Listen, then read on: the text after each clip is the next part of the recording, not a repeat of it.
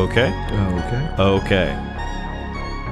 Those are the most positive reviews we get for the Neon Crew podcast. Is okay. Nice. Yeah.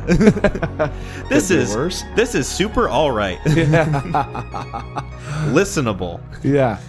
You'd put it on the box art if we were a movie, like the quote from Listenable. Yeah, from like the New York Times or whatever. Yeah. It's something you can put on. More than mid and less than mid. Somehow doesn't strive for more than mediocrity. Yeah. This is a true story that happened in my town. So this one Wednesday is like a normal day for the whole studio, but today was different. Every other studio had all their podcasters, but the Neon Crew podcast room was totally empty. And do you know why? Because the night before, at 2:17 in the morning, every podcaster woke up, got out of bed, walked downstairs, and into the dark, and they never came back. Nice lead-in. Thank you. A thought that I had today in the shower while I was thinking about what I was going to quote in the beginning of this episode was, I wonder if they had thought about using the ring cams as like a source of like horror or suspense throughout the movie. You like that's intentional? Is that what are you asking? Was it intentional? Or like if that was something that they had even thought about doing. Because they pointedly don't. Like the only footage you see is of the kids running away. I think one of the things we'll talk about with Weapon is the buildup of suspense and the tension that it holds throughout the film. And I think those ring cams provide all these, there's so many small snippets in that thing of building up, right? And I think those ring cams are like a device for the buildup, right? Like you're watching it and you're thinking, is there something that's going to pop out of this thing? Is there, Yeah, because I don't know if you've ever come across any of them, but I've seen on Reddit some really creepy ring cam videos of people who are either on drugs or just like out of their mind, going up to someone's door, acting insane, like holding a knife, like being really creepy. And of course, it's usually at nighttime, so it's got like the sort of like nighttime, right? The glowing eyes, and like pale skin effect of it all. Yeah, makes them look very ghostly and weird. And also, too, obviously, like I don't think they'd do it because it wouldn't make sense for the story of Weapons. But we'll get into that. Yes. Welcome, everybody, to episode 102 of the Neon Crew podcast. My name is Kyle. I'm Mac. I teased before we recorded that I had a little bit of news to share. It's nothing too tremendous, but I want to get your thoughts on it because I feel like you've at least heard of this movie. Okay. KPop Demon Hunters. Oh, yeah. I've actually, I think I've seen it in its entirety. You've piecemealed it? Yeah, it's been on. So when Preston was up a couple weeks ago, it just came out. Heard about it. Told we had a sleepover with the nephew, and said, "Hey, you guys throw this on while you're going to bed." And they were like into it the whole time. Put it on at 8:30 at night, and then check on them at like 10 or so, and it's still on, and they're like glued. So the next night he wanted to watch it before we went to bed, so we had it on, and I was kind of like, all right, I'm not fully paying attention. Yeah, but you're just like kind of checking in, like, all right, I think I could hit some of the main beats. Got to make sure there's nothing nefarious going on with this K-pop Demon Hunter show. No, I knew that it wasn't. I just was like, all right, am I going to get sucked into this? Because I enjoy my free time a little bit, and after a certain amount of time, it's like, all right, you're going to go to sleep. I just need to have 1 hour by myself. And I'm watching this thing. I was like, if I get invested, I'm invested. Yeah. And did you get invested? No, because I was intentionally making sure that I wasn't getting invested. Because I would say that there are movies where you can just throw on and you're like, oh, okay. Oh, yeah. And then next thing you know, it's 40 minutes by and you've watched a movie. So how Megan and I's movie watching habit works is that we alternate between who gets to pick the movie. I'm sure she loves that. And so for one day, she chose K-pop Demon Hunters. So I've seen this movie in whole. That being said, we were folding a bunch of laundry while we were doing it. And it is maybe the perfect movie for that because... It's very easy. Very easy, very digestible story. You never really lose sense of what's going on. Nope. And it's one of those things where even if you're not looking at it the whole time, you know that a song's coming like every 5 minutes. Yes. So you've at least got some sort of bop going on while you're doing other things. Yep. That being said, the news that I wanted to break to you is that it is now Netflix's most watched movie with 236 million views for this feature-length piece of content. And can you guess what it was before? What movie had the title before of most watched? Oh, on Netflix? Yes. Happy Gilmore 2. No. Dang. Might be on its way, but not quite. I don't know. Yeah, you got a hint? It stars 3 pretty big names. It's sort of a action espionage film with lots of comedy in it. 2 of the main cast are pretty well known for playing themselves in a lot of their movies. And the title has a color in it. Code Red. Close. Red Notice. Oh God. Yep. That was Netflix's most popular movie. And that's good that this one bumped it. I'm happy. I'm happy that we finally have a #1 Netflix movie that is at least has a little bit of artistic merit to it. Yes. Some creativity around it.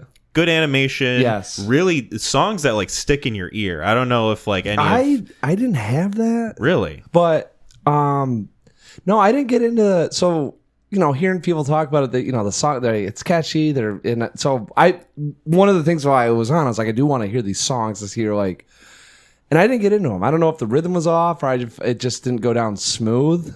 I wonder if it's one of those things where you just have to watch the whole thing uninterrupted in order to like kind of get the it was interrupted while the songs were on. I mean, I heard one of the songs twice. Yeah. They're not, listen, in no regard am I saying they're bad. They're good songs. I mean, like they're on, you're kind of bopping your head. It didn't catch. Yeah. With me. Like some of the people that had seen it that were talking about it were like on Spotify, Ken Enough, right? Yeah. So I mean, it didn't hit me like those songs did, but they're so good.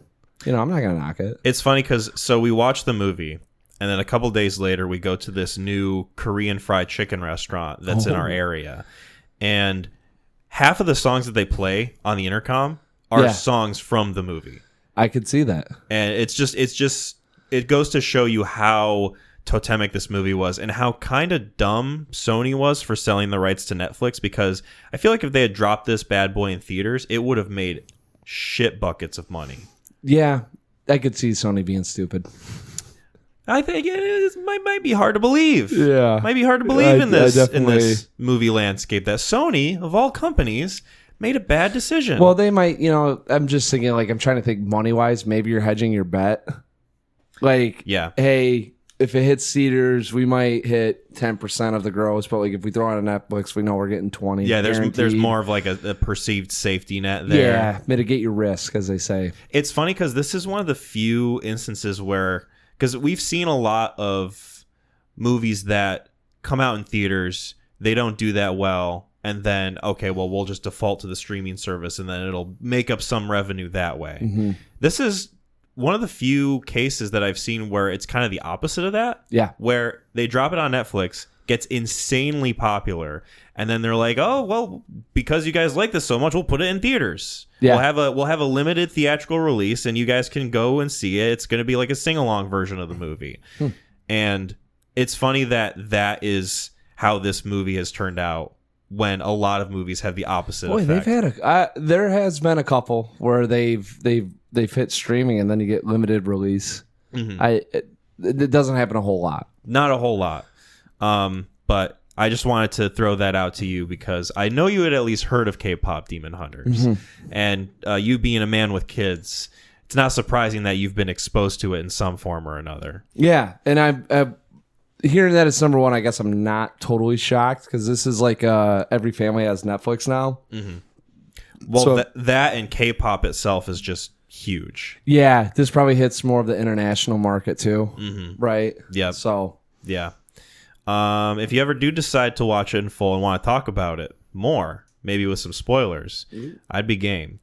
But we got some other movies to attend to. Yes. We've got some films that we're going to discuss for episode 102.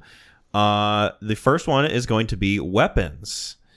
So this was paired with your recommendation of The Captain, which we'll get to later, but I can introduce this one. Weapons, 2025 mystery horror thriller film, directed, written, and produced by Zach Kreger, who also wrote and directed Barbarian, which we talked about a few years ago when that came out. Yes. That was episode 30. The night before I moved into my my home. Do you remember... Our apartment. Oh, the anniversary. Yeah. Do you remember which movie we paired with Barbarian? Oh, I don't think I'm going to. I saw Barbarian with a good friend of the pod, Jay Hall. Shout out. And that's really like one of the me and him went and saw it. I remember I got back, and then that night at like 11 o'clock, I was packing up to hit the road the next day in the morning. So that's really why I remember it. Do you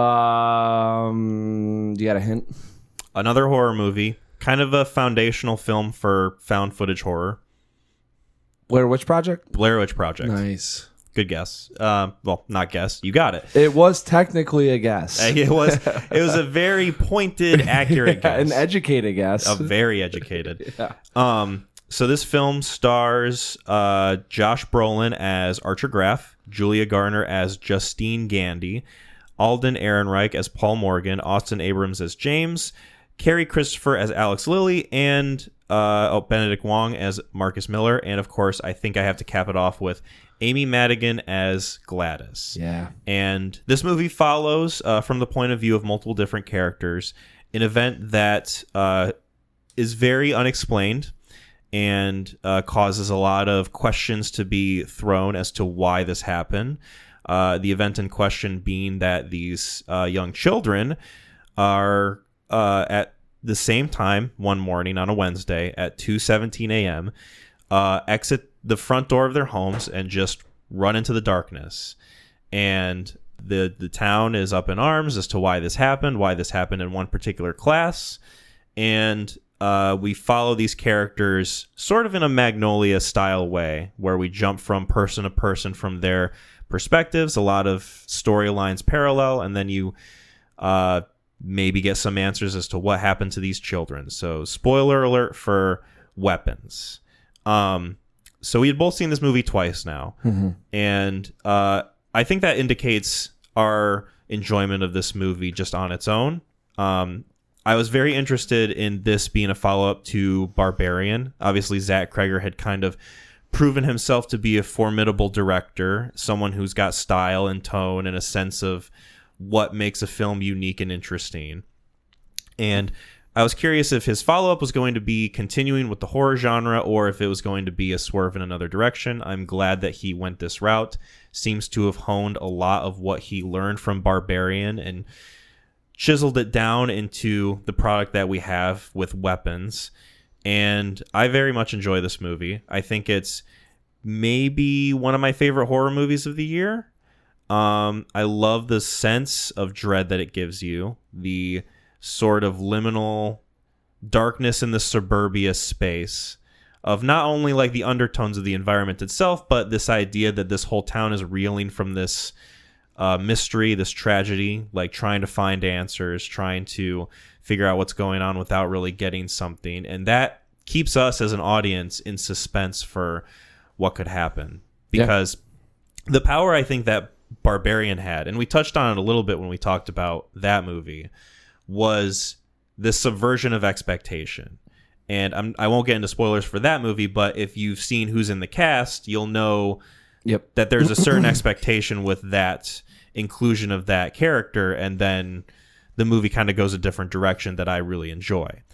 And the appeal of this movie is more so of just like the mystery of it, like what happened to these kids, and finding out about it is, I think, the main source of fun to be had with this. Yeah, absolutely. Mm-hmm. So your thoughts, your experience with Weapons? Yeah, I saw it twice. First time I went and saw it. So one, Krieger following up with it on Barbarian. I remember Barbarian being like a fun horror. Mm. You know, like the tone of it is very different. It's unique, but like we're starting to see some more of these elevated horror flicks that don't just incorporate the jump scares and the unstoppable force of nature coming after you. You know, And that one was fresh and unique. So I was really excited about this one. I really liked the trailer. I thought they do a great job with having the suspense, like building up to being in the theater, right? Like there's not, and maybe some of the reviews came out, you could easily spoil it, right? But I was really excited about seeing this thing, and so I went to the local theater and caught it with, like, I don't know, there's probably 5 people. It's freaking 10:30 in the morning, and there's 5 people in the theater with me. Now I could point fingers, right? But I am one of those people, and they're at 10:30, so it's more so like, why are you guys following me? Yeah, right. Like I know that this is wrong or messed up. You're like, I at least have a reason to be here. Yeah, so. It was funny though, because like there was an older gentleman sitting in the first time I saw it in the movie, and he was kind of like wisecracking through the trailer, and I'm like, God, this guy's old. He doesn't have any respect for the movie. And there's a scene, and she grabs like 2/5 of vodka. He's like, "Oh boy, get after it."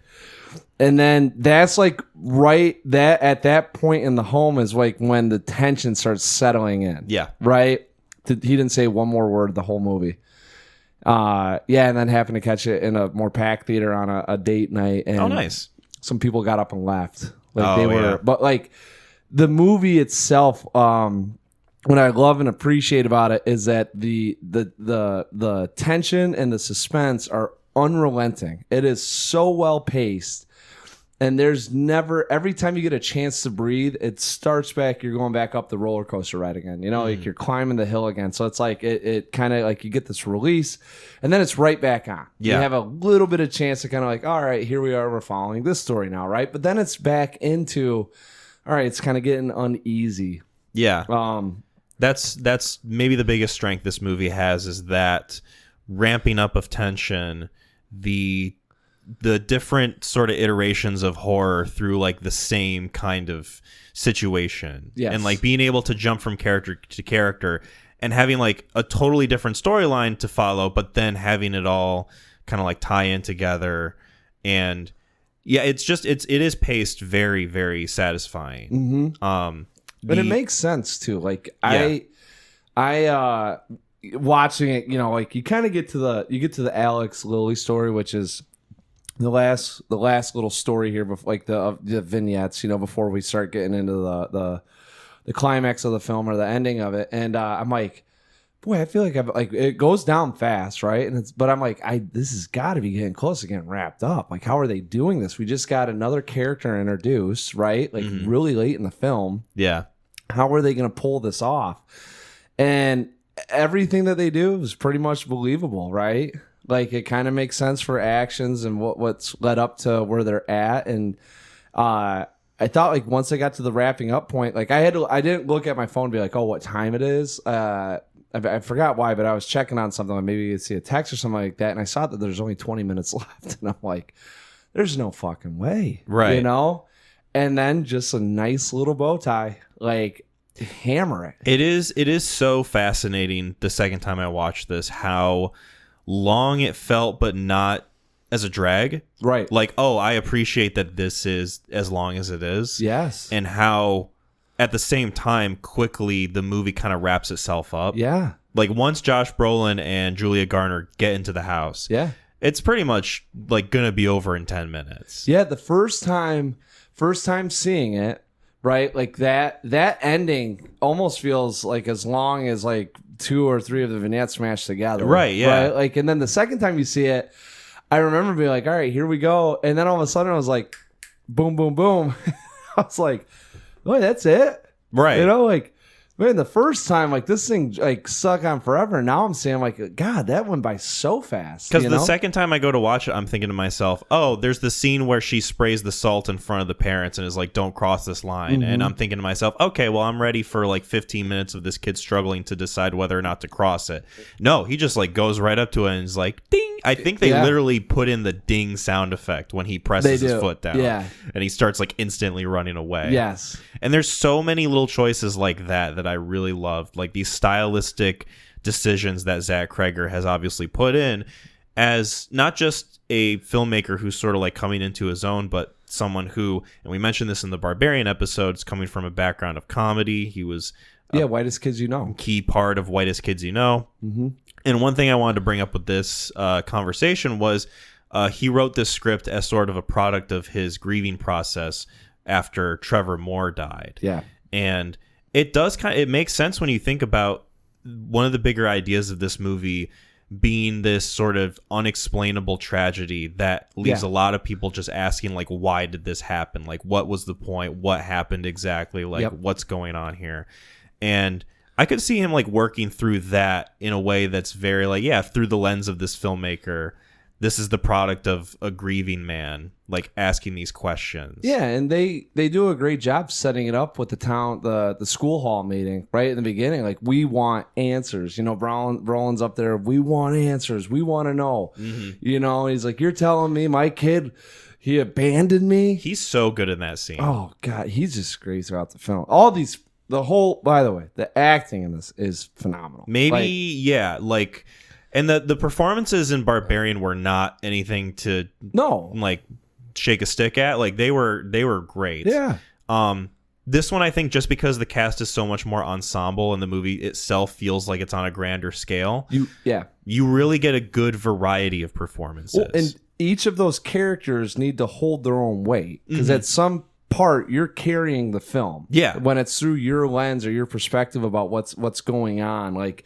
You can't throw it in. If you're Austin Abrams and you know that you're kind of a more side character in other storylines, you can't really sit back and take the safety net of, oh, well, I'm just like a minor character. Yeah. It's like, no, there's going to be a whole like 20-minute segment on just you specifically where you have to carry this performance. Yeah. And guess what? He has a great fucking job. Yeah. Fun fact, Austin Abrams, who plays the drug addict James in this movie, was the only cast member who wasn't replaced throughout the process. I saw everyone got like, and I'd have to imagine it ended up being for good. I think so. Right. So we can go through. Let me see if I can get it from memory. Okay. So Julia Garner's character was going to be played by Renee Rensave, who I think is the actress from Worst Person in the World. Oh, yes. A movie that's been on my watch list forever that I just have not gotten around to I've heard yet. about that, yeah. But she's supposedly very good in that movie and probably would have fit for this, but I'm glad Julia Garner got it. Yes. Josh Brolin's character of Archer was going to be Pedro Pascal, which I feel like you lose a little bit of the sense of, I don't want to say like toxic masculinity, but problematic masculinity with Josh Brolin's character. Absolutely. This idea that he's kind of a jock dad raising an asshole son and then only sort of retroactively reckons with the idea of not showing enough love to him. Yes. I feel like Josh Brolin plays that brilliantly, and I feel like we would have lost a little bit of that with Pedro. Oh, yeah, absolutely. Like, I was thinking about this. I was like, you're going to get a very more feminine role out of Pedro, out of that, right? Like, I don't think he's got that. Just like at worst, he's like a dad out of touch. He wouldn't be able to convey that like kind of asshole energy that Josh Brolin can easily turn on. Oh man, like I thought he was perfect. He was great. Yes. It's funny because having watched Eddington, I don't know if you've seen Eddington Not yet. yet. That was one that I was going to check out in theaters because our boy Ari Aster did it, and I never got the chance, and I don't even think it's out now. Would love to talk to you about it if you do check it out. Yeah, it's on the list. But Pedro in that movie is maybe my favorite performance of his this year because he's in a shit ton of movies. Yeah, I know, he's everywhere, and he's good in that movie as like sort of a flippant, out of touch dad who doesn't really know how to talk to his kid. Yep. And you would have gotten that similar performance in this movie, which wouldn't have fit as well. No, because you need to have some of that anger and aggression, right? Like coming out, like you truly believe that Archer Graff is a missing piece, and like he doesn't know how to reconcile with it, right? Yeah. So he is like all out of sorts. Marcus would have been played by Brian Tyree Henry, who I think would have done a good job. Yes. I don't know if he would have been as scary to look at with his face covered in blood the way Benedict Wong is in this movie. When he's got his eyes bulged out and he's running. I don't know if it would have been as much of a terrifying presence, but I think he would have at least performatively done a good job. Yeah. And then there was Alden Ehrenreich, who plays Paul. I was going to say Peter. Paul. was going to be played awesome. by Tom Burke, which Tom Burke. I feel like that could have been a good performance. I don't know how it would have compared to Alden Ehrenreich. Maybe it wouldn't have been that different. Tom Burke was in Furiosa, if you remember. He was He's not the love interest, is he? yeah. Oh, he is? Mm. No. He kind of... Paul was meek and miserable. Tom Burke would have been a little bit too burly and stocky for it. I don't right? think he would have gave off the meek and miserable aspect that Paul...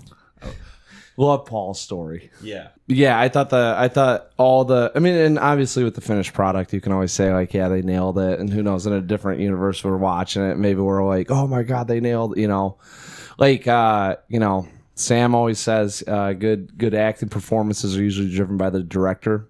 Mm-hmm. So to say that these people, if they were in the roles, wouldn't have done it, but like, I'm glad with what we got. I feel very, very good, satisfied, if you will. A good indication of a competent director. Great kid performances, especially from the kid who played Alex Lilly, Kerry Christopher. Yeah, he was great. He was great. I think all the kids were good. When you have the idea to hook a big narrative thread on a kid's performance, it can either go one way or another.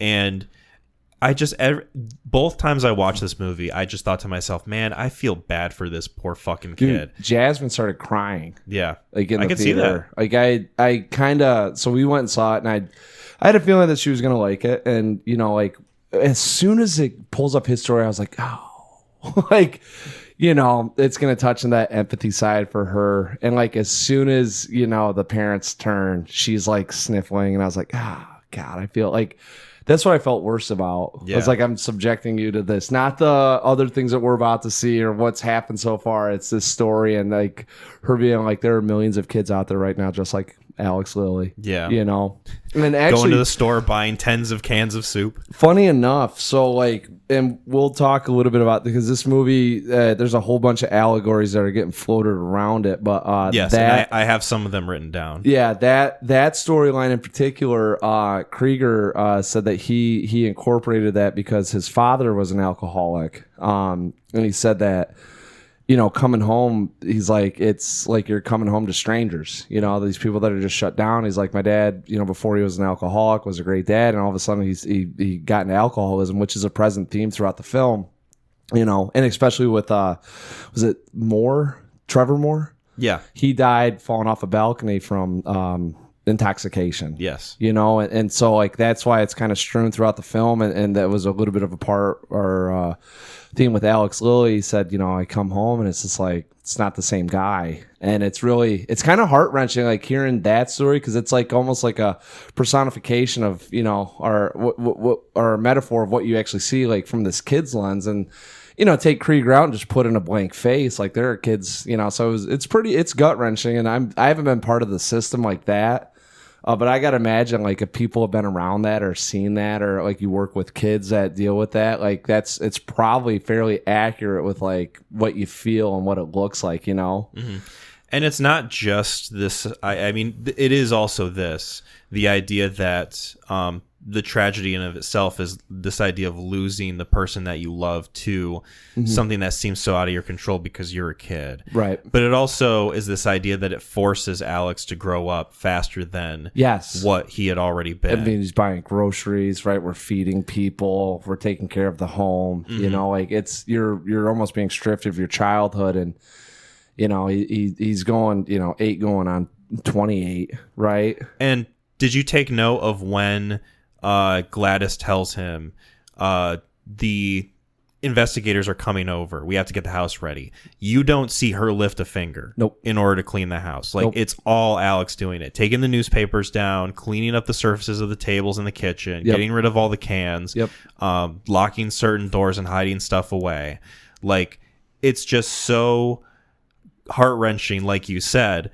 But it is also this thing of like, I wonder if we are just so inherently interested too in main characters who are kids and like seeing the world from their perspective. Because obviously, you were a kid, I was a kid, and I feel like I had this sense of when I was a child, I only wanted to view stories or consume stories about kids. It's like, oh, this is about me. I could insert myself in this. Oh, yeah. This is a situation Yeah. which I could live vicariously through, be the hero. Are you getting into the psychotherapist role here with like your little kid now when you're older seeing it? I think it does. It puts you in that sense of I have lost control and there's nothing I can do in this situation. So what else can I do besides what I'm supposed to, and also just like kind of keep my head down and not talk to any adult. Well, and I've got friends that have been, and I was talking to a coach of mine, a couple, I think it was last week, about some stuff. I mean, like there are points in your life where you're just thrust into these situations where you're paying the bills, you're holding the home together, your parents aren't present, and like, and it's a good look in that sense of being, maybe not, it's not reflective, necessarily, but you're able to kind of examine it a little bit more as Alex is taking on these roles and out of his control. I mean, yes, it's also kind of it's just a good representation of this is what it's like for homes across America, with these, you got some drug-addled parents, like you're 12. Guess what you got to do? Mow the lawn. You got to make sure the dishes are clean, or else and you don't have this understanding, which is also more of like this. The upsetting part is like, yes, out of your control. You don't know why you have to do these things, but you have to do them. Like when he's to me the most heart-wrenching moment is him trying to open up the soup.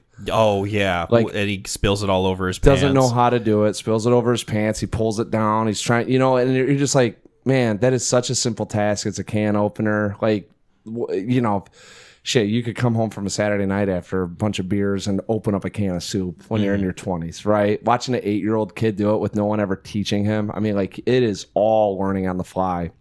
And you never really get to see any scenes of him, like, crying or being upset over this, because you get the sense that he's starting to kind of get used to it. Like, he's becoming accustomed to that sort of thing. When he's like waiting outside for his dad to show up and he doesn't show up to school, the teacher comes up to him and is like, do you need a ride? And he's like, no, I'm okay. He just like silently just like walks off. The only time you really ever see him get emotional is when dinner table, a little bit of the dinner table, or like later on when Miss Gandy, when Julia Garner's character tries to press him a little more of like, hey, what's going on, mister? Don't walk away from it. He like turns around and screams at her. But you get the sense that that's more of like she doesn't understand he's doing it for her own safety rather than he is genuinely upset by her asking the question. Yeah, it's the lead in because you have like the external factor there, right? So like as audience members, that there's something else going on at home, but it's also really good for like you remove Gladys. Let's just say his parents are like that. It's probably how a kid feels. Like, I don't know how to express my emotions. I don't know how to tell you my parents are zombies right now, and I'm taking care of the house and I have to do these things, like, so it just comes out that way. Absolutely. So some of the themes that I had written down that I kind of picked up on, one of the bigger ones for me was the idea of parasitic relationships. Yeah, they talk about parasites quite a bit. And they have it written up on the whiteboard in the class. You see a scene in which Julia Garner's kind of like going over different types of parasites and teaching them with the kids. And then also, I think the Benedict Wong and his husband, partner, whichever, are watching TV, and they're doing the Planet Earth documentary where this ant gets consumed by this parasite. Obviously paralleling what Gladys does throughout this movie, and how her whole existence is just a parasitic relationship on not just Alex's parents, but the kids in the town and the different people throughout the movie that she takes control of. Benedict Wong, Austin Abrams, fucking Alden Ehrenreich, like all these characters that she just like uses under her control. And I thought that was a fun parallel. Not the most subtle, but I think it warrants its existence. Yeah, that's a good pull. I mean, a lot of the and keep going on. A lot of these themes are very toxic themes that are probably going to be discussed. And then the second one, which I feel like I haven't seen like as many people talk about, but I do think it's there, is this idea of reeling with the tragedy of what would be a school shooting, essentially. Yeah, Like, this idea that this school was affected, these kids are now gone, and the parents are just looking for answers as to what took place. Yeah. It's not as clear cut of a theme, but I do think that it is present, especially when you have a dream sequence of Josh Brolin looking at the roof of his house and seeing a giant AR above the roof. Yeah, I think it was, and like I see that. I'm like, I don't know if that's a red herring. I don't know if maybe he was just tying into some of these like. So I'll just like I took away as unprocessed trauma is essentially what it felt like to me with a lot of these grieving scenarios and a lot of the questions of why and having these things that have happened in your life that you just haven't come to reconciliation with. So I could see the school shooting or it being like this is like also getting tied in with like another traumatic experience that happens in your life that you just don't know how to cope with, right? Because that's essentially what the grieving process eventually you have to get to is coping, right? Mm-hmm. And I could see that kind of being like a little bit thrown in there. I stayed away from that, but it's definitely like, yeah, there's no denying it. Yeah.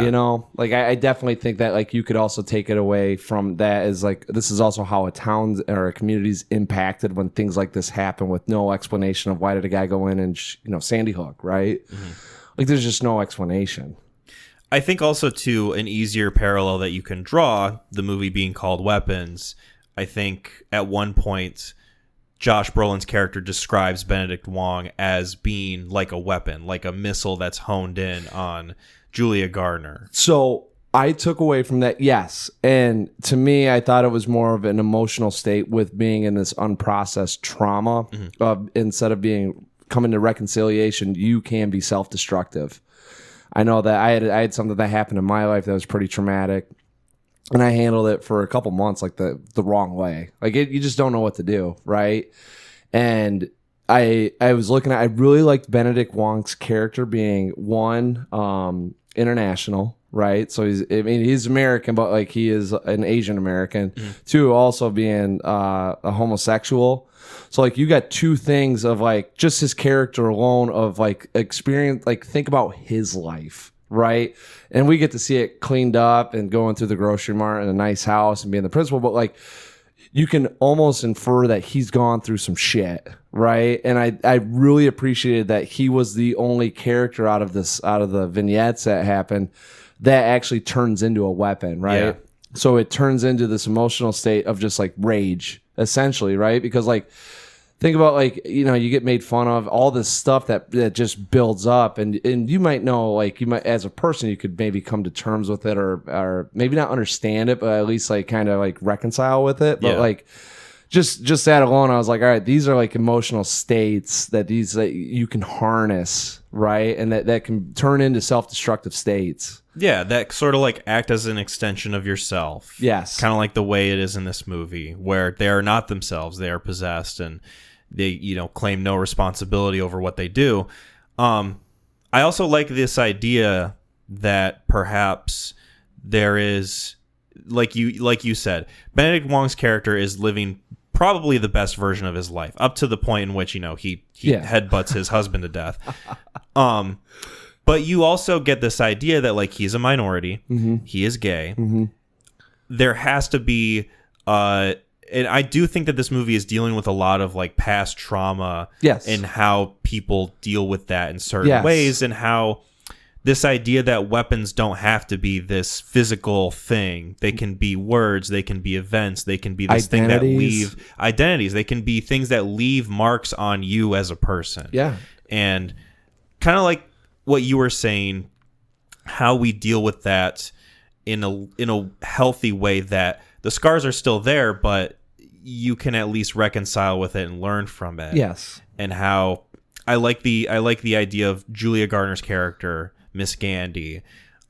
She's not a perfect person. No, far from it. She is very flawed. She makes poor decisions. She has a history of problematic behavior. Some of it is understandable when she, has to drive the kid home or when she gives a crying boy a hug. Yeah. But then some of it's revealed to be a little bit more of a flawed character, like her DUIs and there's an implication that she had a relationship with a faculty member. She might be an alcoholic. I mean, I don't know Might a lot be. of people that throw vodka into a big gulp.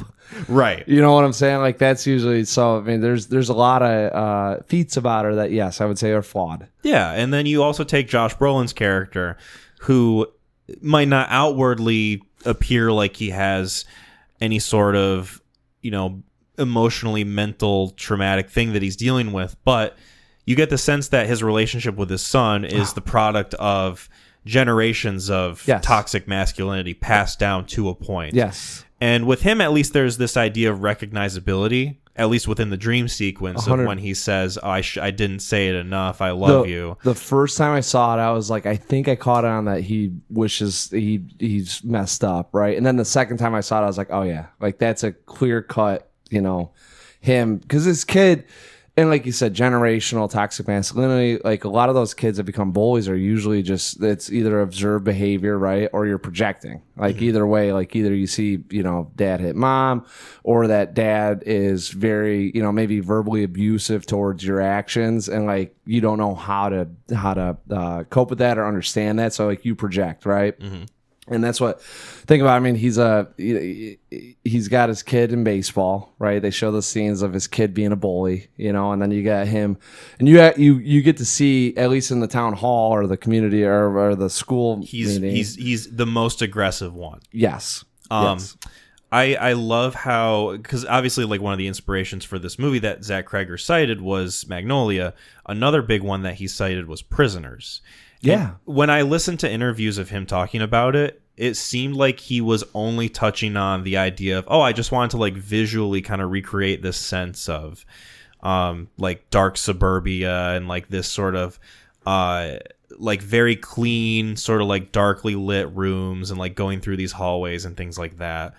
And I feel like there's more of a parallel than he's giving himself credit for, because the character of Archer, played by Josh Brolin, you don't say, to me is more or less a reflection of the character that Hugh Jackman plays in Prisoners, where like he's this grieving father who's looking for answers, and his storyline sort of just becomes like, all right, well, if the police aren't doing anything, I'm going to take things up my way and I'm going to solve it myself. Obviously, Prisoners is a bit more of a grisly, darker version of that, set in a realistic world. Yeah, I was about to say, I don't know about grisly or darker, but yes, it's more realistic and possibly, not possibly, it's more of a chance of happening.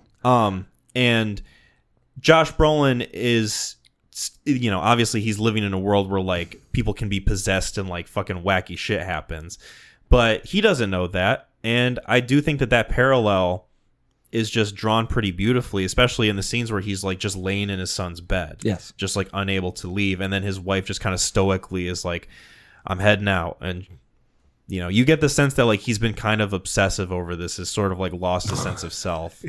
You get the sense. But he's watching the Ring Cam. But yeah, it's understandable though. Like dude. Like his son ran out and he has no reason why. Listen, if you get an ounce of passion about something happening and you're trying to seek answers, like you will hang on to very, very small details. Mm-hmm. Like I watching him go through that, I was like, I definitely relate. Yeah. Like it is an investigative, like, how did this happen? Right.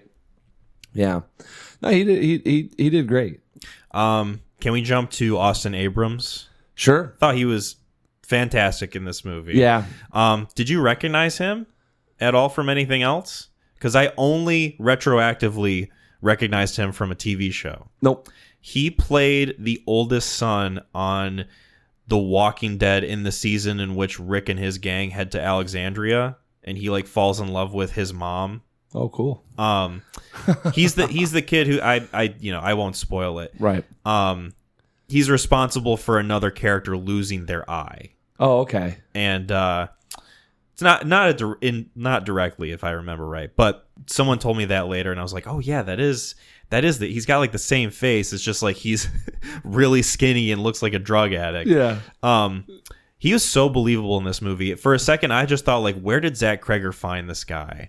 Like, did he find like an actual druggie off the street and just like put him in this movie? Yeah. But no, he turns in a good performance, and his inclusion is where the sort of like whitest kids you know of it all kind of comes in, where it becomes more comedic. There's like, obviously there's still like a tragic air to him. Like you get the sense that he's lost touch with his family. He's fallen into drugs. He's just like this burnout who isn't doing anything except like wanting to get high and like scrape together enough money to get more drugs.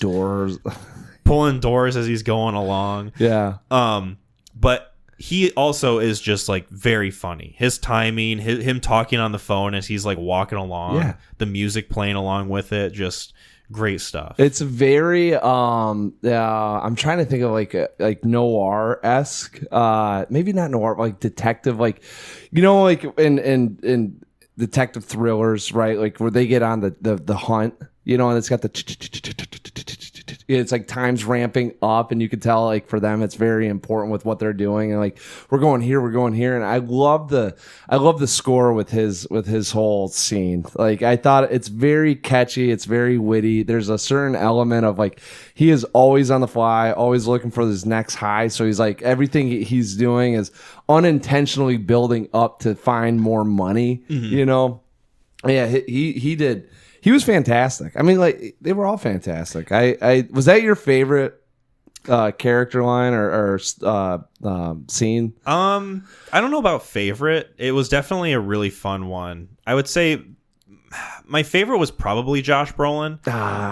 Yeah. Just because, like, I don't know. It gave the movie a level of groundedness while not sacrificing the humor of it. Because when he has the dream and he's scared out of his mind, he just wakes up and he goes, "What the fuck?" And that got a really great reaction from my audience the first time. Oh, yeah. Same. Because that's, like I said, I mean, the pacing of this thing is awesome. Like, that's that release valve, right? And then you get that, and everyone, you can't help, like, it's either almost a nervous laughter or like, oh my God, we can finally relax. Right. It's giving you permission to kind of like sit back and take a breather. The first time, so I mean, first time I saw this, like, everyone's like, this is a dark comedy. I was like, maybe it was. Maybe I was just so in my head watching this thing. Like, I did not appreciate some of the subtle humor going on. Mm-hmm.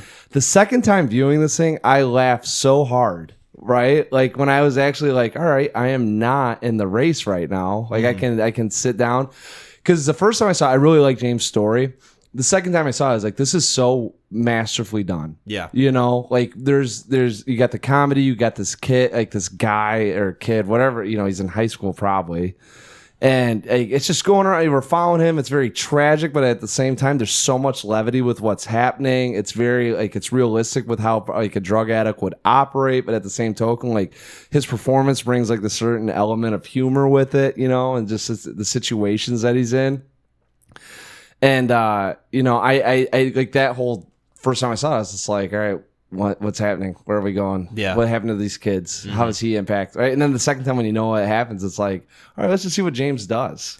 I love that it seems like for 2 movies in a row, Zach Cregger likes to have scenes of these bumbling morons going through a spooky ass house. Yes. Not understanding the gravity of the situation that they're in. I agree. We don't have to say but Barbarian has a great scene with one of the actors, and this one too. Like, when he goes up to those movies, he's like, "Oh man, no way, Willow." That's such a shitty movie. I was like, "Oh my God," and then that I chuckled at that, and then all of a sudden, boom, we're on. Yeah, it's almost it's almost kind of. I mean, almost kind of. It is tragic that James's fate is just a bullet in the head while he's under the influence of Gladys's possession. So I really don't have too much that I bump up against this movie for. There is this sort of thing that I wish it kind of maintained throughout the Alex storyline, and I kind of understand it to a degree. Okay. But I was sort of missing a little bit of that more suspenseful, kind of like gripping my seat energy that had maintained throughout the rest of the movie. Yeah. And I honestly don't even really fault it too much for it, because it pivots into something that I would consider more of like a tragic, kind of like sad, melancholic storyline that I think works for that character. Mm-hmm. That being said, Gladys throughout the movie, before you really get to know who she is just so fucking creepy and effective. Yep. That when you do finally get to long scenes of her having dialogue with Alex or other characters, it does kind of feel like, maybe not like the wind is taken out of the sails of the thing, but I do miss a little bit more of that like kind of eldritch horror element to it, you know? Yeah, I thought she was, you know, the way I was thinking about it the second time I saw it was, obviously you have this like Hansel and Gretel thing going on, right? Or the Pied Piper or whatever it is. Like you get the cast spell, she's a witch, whatever.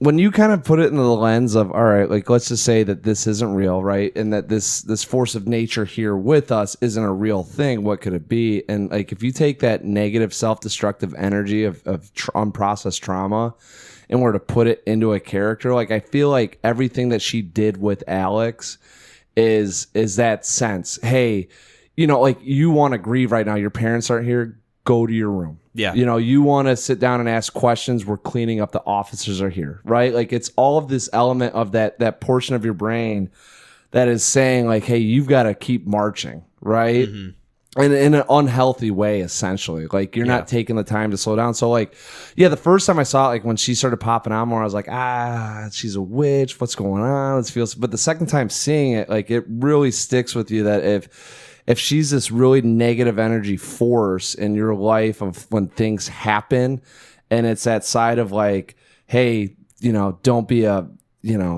wimp, right? Like keep going, whatever. You've got shit to do. Yeah, like that's her, and essentially that's where it can lead to is all that stuff that you kind of see unfold. And if you want to take it more literally too, just like a great representation of like an abusive parent or guardian. Yep. Because Alex ostensibly losing his parents, you could say that he was thrown into the foster system, or like the equivalent of it when under the care, air quotes, of Gladys. Yep. And how it seems like she has no idea how to connect with kids. She has no desire to connect with him as a child. And so just wants him out of the way other than to just do the things that she wants him to do. Yeah. Like you got chores to do and that's all you're useful for. Yeah. And I love how even though this movie is just like her manipulating everybody in this spiritual sense, this idea of like controlling them through supernatural means, she never does that with Alex, but she doesn't need to because Alex is just like naturally helpless in this situation anyway. And obviously she would need him to have a little bit more agency when he does go to school so that it doesn't raise questions. Right. But I do like that as a through line of Alex he's never like crossed that line. No. You know. I love it too because like I like how all these stories play off because when you see it and it kind of starts unfolding, like he's just thrust in and it's like, why is he the only one, right?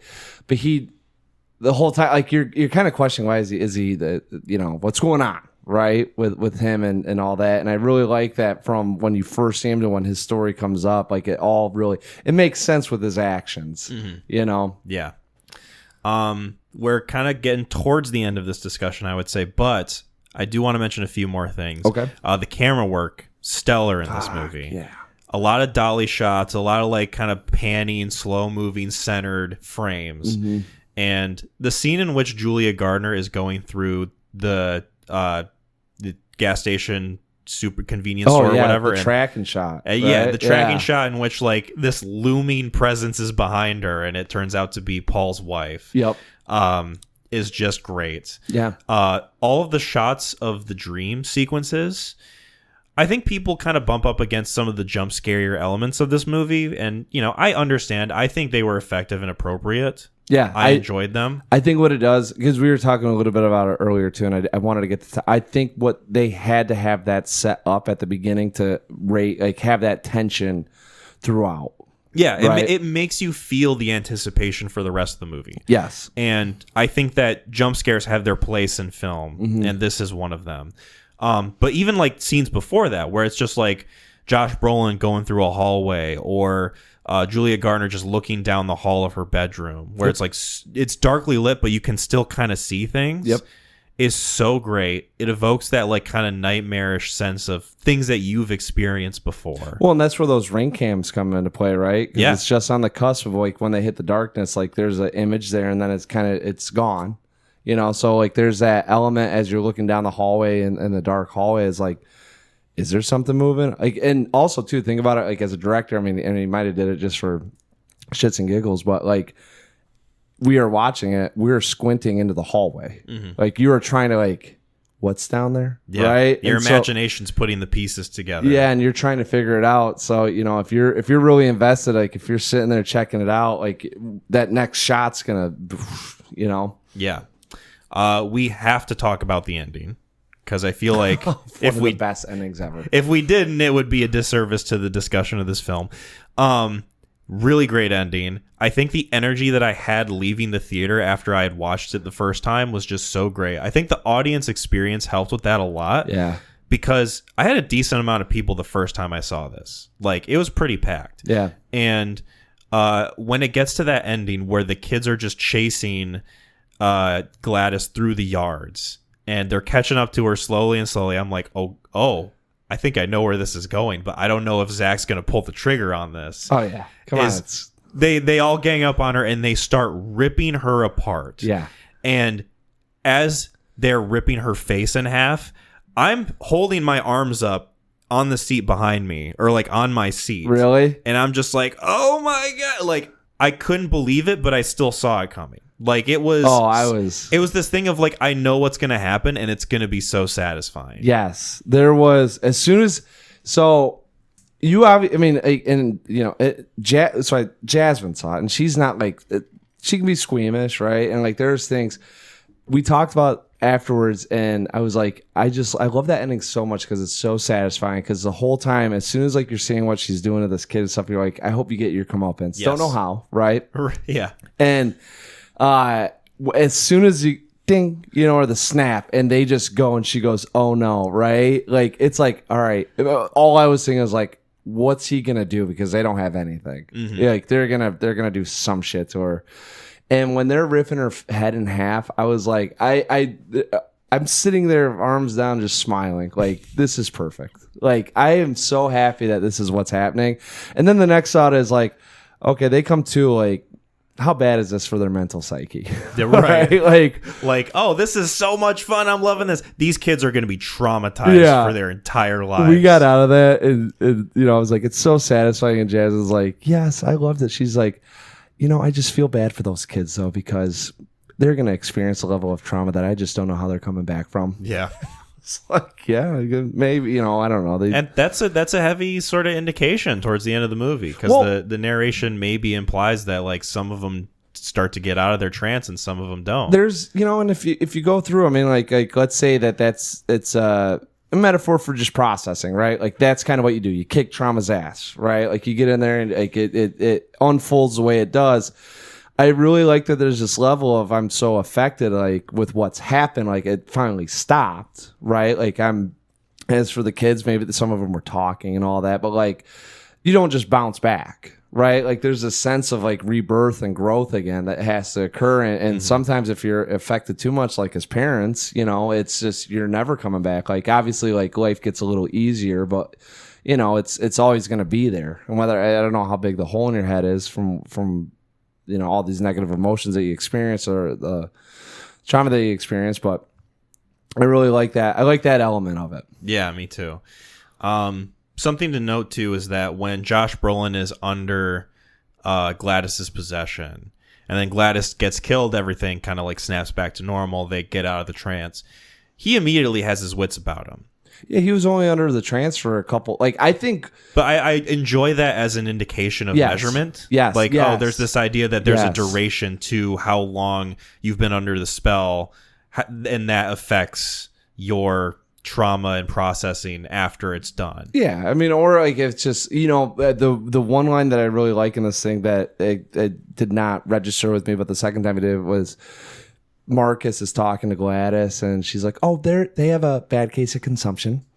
She's eating away at their soul, right? Yeah. And so like that's what it was kind of like, all right, Gladys only had a little bit of Josh Brolin in it, right? And those kids like were under her spell for a good amount of time, right? And then the parents were there for months. Because she's like feeding off of them. Yeah, that's why she's actively dying throughout the movie. Yeah, and that's what it's kind of just saying. Hey, these negative emotions, like they have to be persistent and exist, right? And it has to impact or affect or eat off, consume, right, off of all these like, people essentially, like with this tragedy that happened with the kids. Like she could probably just rifle through that town, yeah, and but yes, as a sign of measurement, I loved it. I thought it was very apt, and it's as long as you're rooting for that shit to happen to Gladys, because like it's not a great ending, like in terms of what meant the mental state of everyone afterwards. Right. It's one of those endings where it's kind of like a Michael Mann movie, where it's like, well, we did the thing, now fucking what? Yeah. Well, I mean, it's like, hey, it's not a happy ending. Like you got what you wanted, but like they're all fucked up. Yeah, it's like, happy for us, not for them. Yeah, like they still got to go through a bunch of stuff. Like it's the at the end of the day, a nice happy couple in their home. One of them headbutt the other to death, and then the other one was ran over by a car. The effects in this movie are really fucking great too. They're awesome.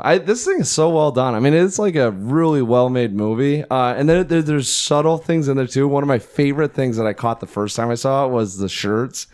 So Marcus is wearing a Mickey Mouse shirt, and then his husband or partner is wearing a Minnie Mouse shirt. Yeah, I was like, man, there's just like fun little tidbits here and there that you could probably pick up on as you're going along. I guess there's a reference to the 7 hot dogs. I guess it was a reference to a Trevor Moore Whitest Kids You Know sketch. Oh, okay. That some people picked up on. I'm not as well versed with that sketch group, but yeah, I don't know. They did one of the things that I know we talked about, because I talked to Sam about Barbarian when it came out, 3 years ago now? Yeah. He was talking about the Trevor Moore stuff, and I think he'd passed by that time. And they did a Euro Trip or some offbeat comedy. Yeah. That was like their first one. So that's why I think it's very polarizing that this guy all of a sudden got into horror. But, man, he's 2 for 2 in my books. Same. Absolutely. Yeah.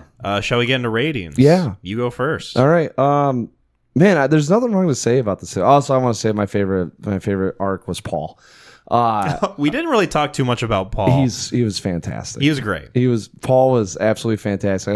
I love how meek he is. I guess Zach Cregger purposefully gave him the mustache and made him a cop as an homage to John C. Reilly's character from Magnolia. Oh, really? Yeah. It kind of in the same like energy level too, right? Yeah, sort of like bumbling, kind of moron, yeah. but has the energy. I don't know. Paul's. Yeah, him cheating on his wife was the only one that I was like, nah, that doesn't make sense. But she also seemed crazy. But no, here we go. Right, directing, awesome. Cinematography, awesome. Story, in depth. While there's surface level pieces with it that keep you engaged, there's also some below the surface pieces that leave you something to think about. Right, like we've talked about 4 allegories within this thing already about what it could possibly be representing. Films like that are really well done in that sense, when you can walk away from a theater and hear about 3 different perspectives on the thing and relate to all 3 and be able to hold that conversation. The score is fantastic. I really like the opening sound. I don't want to say soundtrack, but the song in this. Like, I don't know how many songs are in it, but this thing is just so well done. I've seen it twice now. It's about the closest damn thing I can get to a 10. I'm gonna let it simmer a little bit more, but I don't think I have not had a weapons thought since I've seen it a week ago, and then I saw it on Friday, and it's still one of those things where it's every time that box office record pops up, you just kind of hop in and you start going through some of these scenes and stories, and it's very well done. So this is I'm gonna say it's a 9.5 out of 10, with probably getting closer to 10. Nice. Yeah. Hell yeah, dude. Having seen this twice now, it has only sat better in my mind. I love the pacing of this movie. I love the structure of it. That's sort of like Magnolia, jumping from character to character. It's very competently, not just competently, excellently filmed. I love the performances of this. This is a great performance showcase movie. If you ever want to remind yourself of why certain actors are in the business that they are, yep. It's this just reminds me that these guys are professionals. I just love the feel of this movie. the energy that it gives me. Great theater experiences both times, especially the first time with a larger audience. Yeah. And no one was a shithead during my showing, so that was a plus. You were a little lucky. I was pretty lucky. A couple shitheads that ended up, after Marcus gets struck, they walked out. They're like, I don't know why I dropped $13 for this. And I'm like, how do you get this far into the film? Yeah. And you're like, oh, you know, like what were you planning on? Right. That's the straw that breaks the camel's back. Yeah. This is, for me, so fucking close to being a 9 that if I watch it one more time, it's gonna get there. Wow. This is maybe the highest 8 out of 10 I can give a Dude, film. an 8. Hey, listen, I love this thing. It's one of my favorites of the year.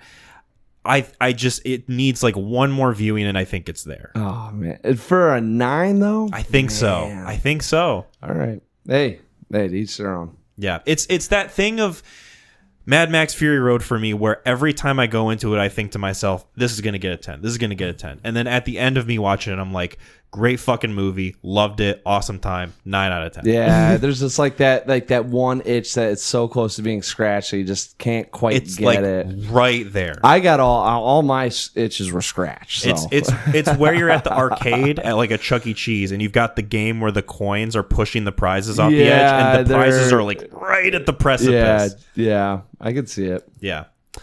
Speaking of precipice, geopolitics are always at the precipice of war, and what better way to represent war than through movies? I'm talking, of course, about The Captain. Smooth. Your recommendation. That's why you get paid the big bucks. I don't get paid at all.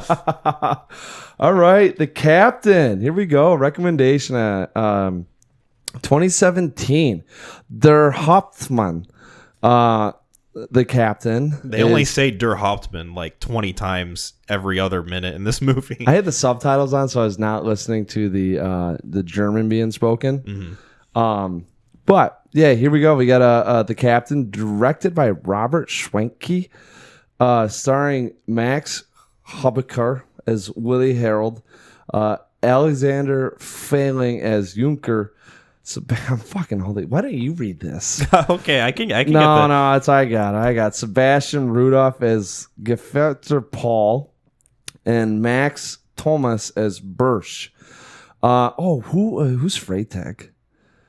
Milan Peschel as Freytag. Yeah, I enjoyed his performance. Mm-hmm. Yeah, he was great. So this is in the waning moments of World War II. We have a German deserter, right? Is that deserter? Yes. Right. And what would happen is, within the flanks, these Germans, they would go out and their units would get kind of disbanded, and I'm assuming some of them just said, "Screw it, I'm taking off." And they would catch these guys, and you could kind of tell that young Willie is on the lookout. And right in the beginning of the film, they say no looting. Deserters and looters will be prosecuted, hanging by death or whatever. And also, if you rape women, you're going to be killed. And so Willie, I mean, he doesn't rape anyone, but meets up with someone, and they kind of get together and they go through. They're going to go to a barn because they're starving and it's in the winter, and one guy gets caught and Willie gets out of there. And so we're just kind of following Willie as he's wandering aimlessly through the Poland area, I think is what I read where they were at, and stumbles across a Wehrmacht, right? And he's looking at the car. He kind of runs because he's not sure who's around. He looks around. There's no one around. And he opens up the car and he finds some food. And then he sees this trunk, treasure chest, if you will, and finds some warm clothing and some captain's apparel. So young Willie throws it on and he starts imitating captain's best he can. Lo and behold, another gentleman comes up. I believe it's Freytag. And he says, "Hey, Captain, I can get this car out of here. We can get the Wehrmacht going, and we'll be on our way in no time." And sure enough, all of a sudden, young Willie is thrust into this role of being a captain, assuming the role, if you will, and having this power thirst, just being drank of being in charge. Yeah. And so spoilers for the captain. He's got a little bit of thirst for war crimes, and boy, does he get quenched. Yeah. In this movie. So I do want to lead off with saying, were you aware this is a true story? Not until towards like maybe the last 10 minutes of the movie.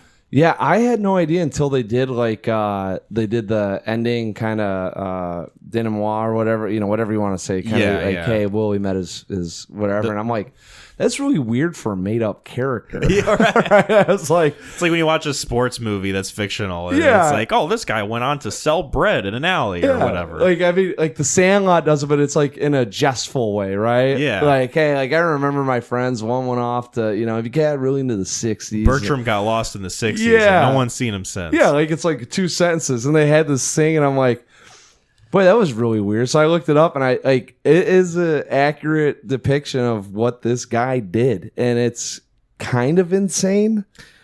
Yeah, a little bit.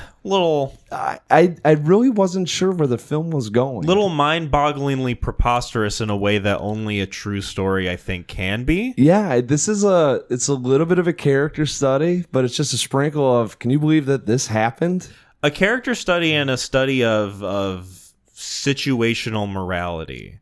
Yeah. And how is because okay, I want to pose a question to you. Okay. And maybe this can be something that we can lead off the discussion with. Yeah, absolutely.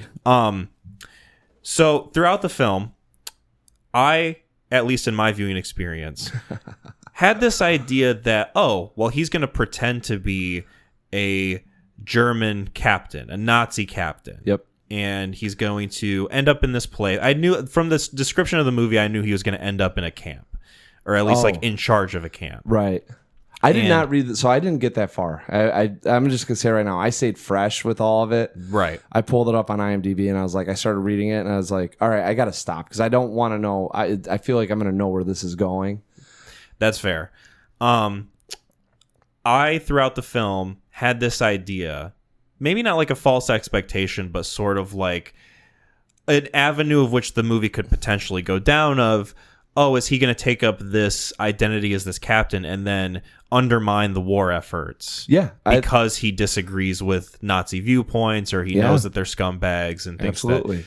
There's going to be a point in the movie where, like, oh, we see him be sort of like the hero or heroic or courageous. He'll show his true colors. He'll show who he is, and the movie definitely makes it a point to show who he is. Yes. And you never really get that as a satisfying through line throughout the movie. In fact, it's quite the opposite, in that you just see him unabashedly go through and become worse and worse with the war crimes that he commits and the just general abuse that he engages in. Yeah. And like sends the camp and all these individuals out of control. So my question to you is Captain Willie Harold, right? That's his name.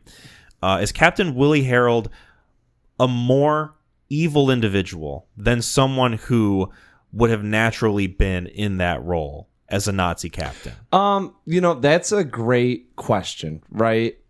I viewed him as being a byproduct of what was happening. One of the things that they do, I mean, in studies and history and all that stuff, is with Nazi Germany, of like, how did someone get a whole country to believe in executing 6 million people, right? And like, you kind of find through psychology, right? You hand people power, you do, the whatever it may be, like, hey, you're in charge of this is what's expected. It's way more easy to be evil, right? Like, that's why the heels in wrestling are always much more fun than your heroes. And even in movies, right? Like, no one wants to see people doing the right stuff. You always like the wrong stuff because it leads to more and more consequences, funny action. So I took him as being a byproduct of what was happening and being thrust into these situations. While they were humorous up to a point, I was like, oh, this is kind of funny. And then it got to the, hey, we're doing 3 groups of 30. And I was like, okay, this isn't funny anymore, but like, it's the idea that you start, your identity is almost being replaced by what is expected of your identity, right? Yeah. Like, if he wasn't in this role, would he still have been the cruel, unabashedly evil individual that he turned out to be in this movie? Yeah, and there's a great scene that sets up his moral compass early on, and this is where expectations are almost subverted, right? Because what I appreciated with this is, like, he is getting more into shit that he shouldn't be involved with, right? Which is, of the time, probably accurate to say of most German captains. Like, you're not taking military members, right? Like, and I'm sure they were, but like, there are chances that someone was like, hey, I want to be in power. I'll kill these people, sure, with, you know, no consequences, but also with no credentials to be in that role, right? Like, it's just, hey, here you go. You're going to make some decisions. And really, it's essentially either you kill people or you don't, but if you don't, you're going to die, right? So you see him go down this rabbit hole fairly quickly. But the scene that I really like that set him up real well is the in the diner or the inn. And I maybe misread this, but he's asking people, what's been stolen from you? We're here to get this back. Like, so in his eyes, the right thing to do, right, was, all right, like, we're here for looters. I don't really know, but come up, give me your name, tell me what was stolen. We're going to like replace it, you know? And had it been towards the end of the film, he's not doing that, right? Like, he's going in there and he's going to shoot two people and say, if I don't get my food right now, the rest of you are whatever, right? Yeah.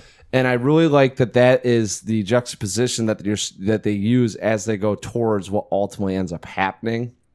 And it's to me, I was like, all right, this is a guy, a byproduct of like wrong decision after wrong decision, kind of like Good Time, right? Where it's you almost I see that. you can't stop making these, or Uncut Gems. You can't stop making these bad choices, because if you stop, the charade's over with. Yeah, it's done. You're done. Yeah. Like, it's kaput. Because that line that he has later in the movie when he does first get to the camp and he's like kind of given the lowdown of the situation, like, oh, we got these men who were looters and thieves and rapists and blah, blah, blah. And, you know, we don't know what to do with them. And then he like gives the order to execute them all. And then his buddy is pretty much just like, well, you know, don't you think we're being harsh? Don't you think we're being a little too cruel? And he's like, they're going to die anyway. Yeah. And there's almost this idea, at least towards the beginning, of like, okay, well, maybe he's going to like put these people out of their misery. And then you get a scene in which he like ushers all of them into this pit and just like has this fucking mortar fired at them. Yeah. In like this grisly fucking way.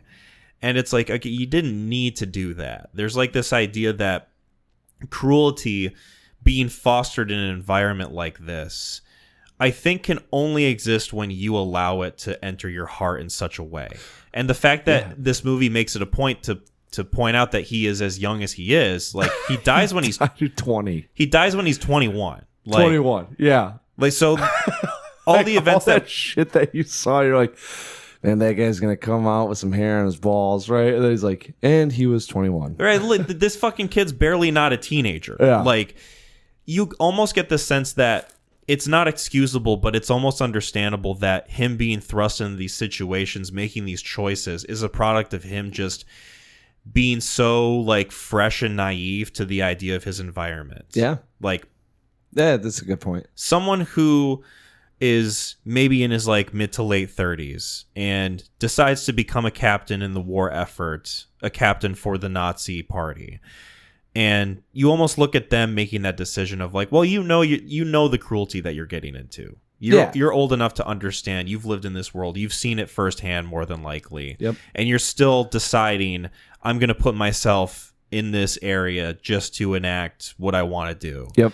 And like you said, because I feel qualified. Yeah. And the fact that Willie kind of stumbles into this speaks a lot of like the environment, but also I think there is a responsibility to his decision making too. Oh, there comes a point in which like he doesn't need to be doing what he's doing, but you almost get the sense that like this is all he knows now. Like he just can't stop himself anymore. There's an element, because the other question that I'm thinking about too now is I'm just like kind of going through a little bit of what he's got. Sociopath. For 100%. Right? Yeah. Like, and that's where born out of like selfish self-preservation. Yeah. And that's some of a little bit of the case study that's going on, but I was not even thinking sociopath, and now we're talking about, I'm like, oh, he's making choices for self-preservation. Like you say, like he goes to that inn, I view it as moral justice, right?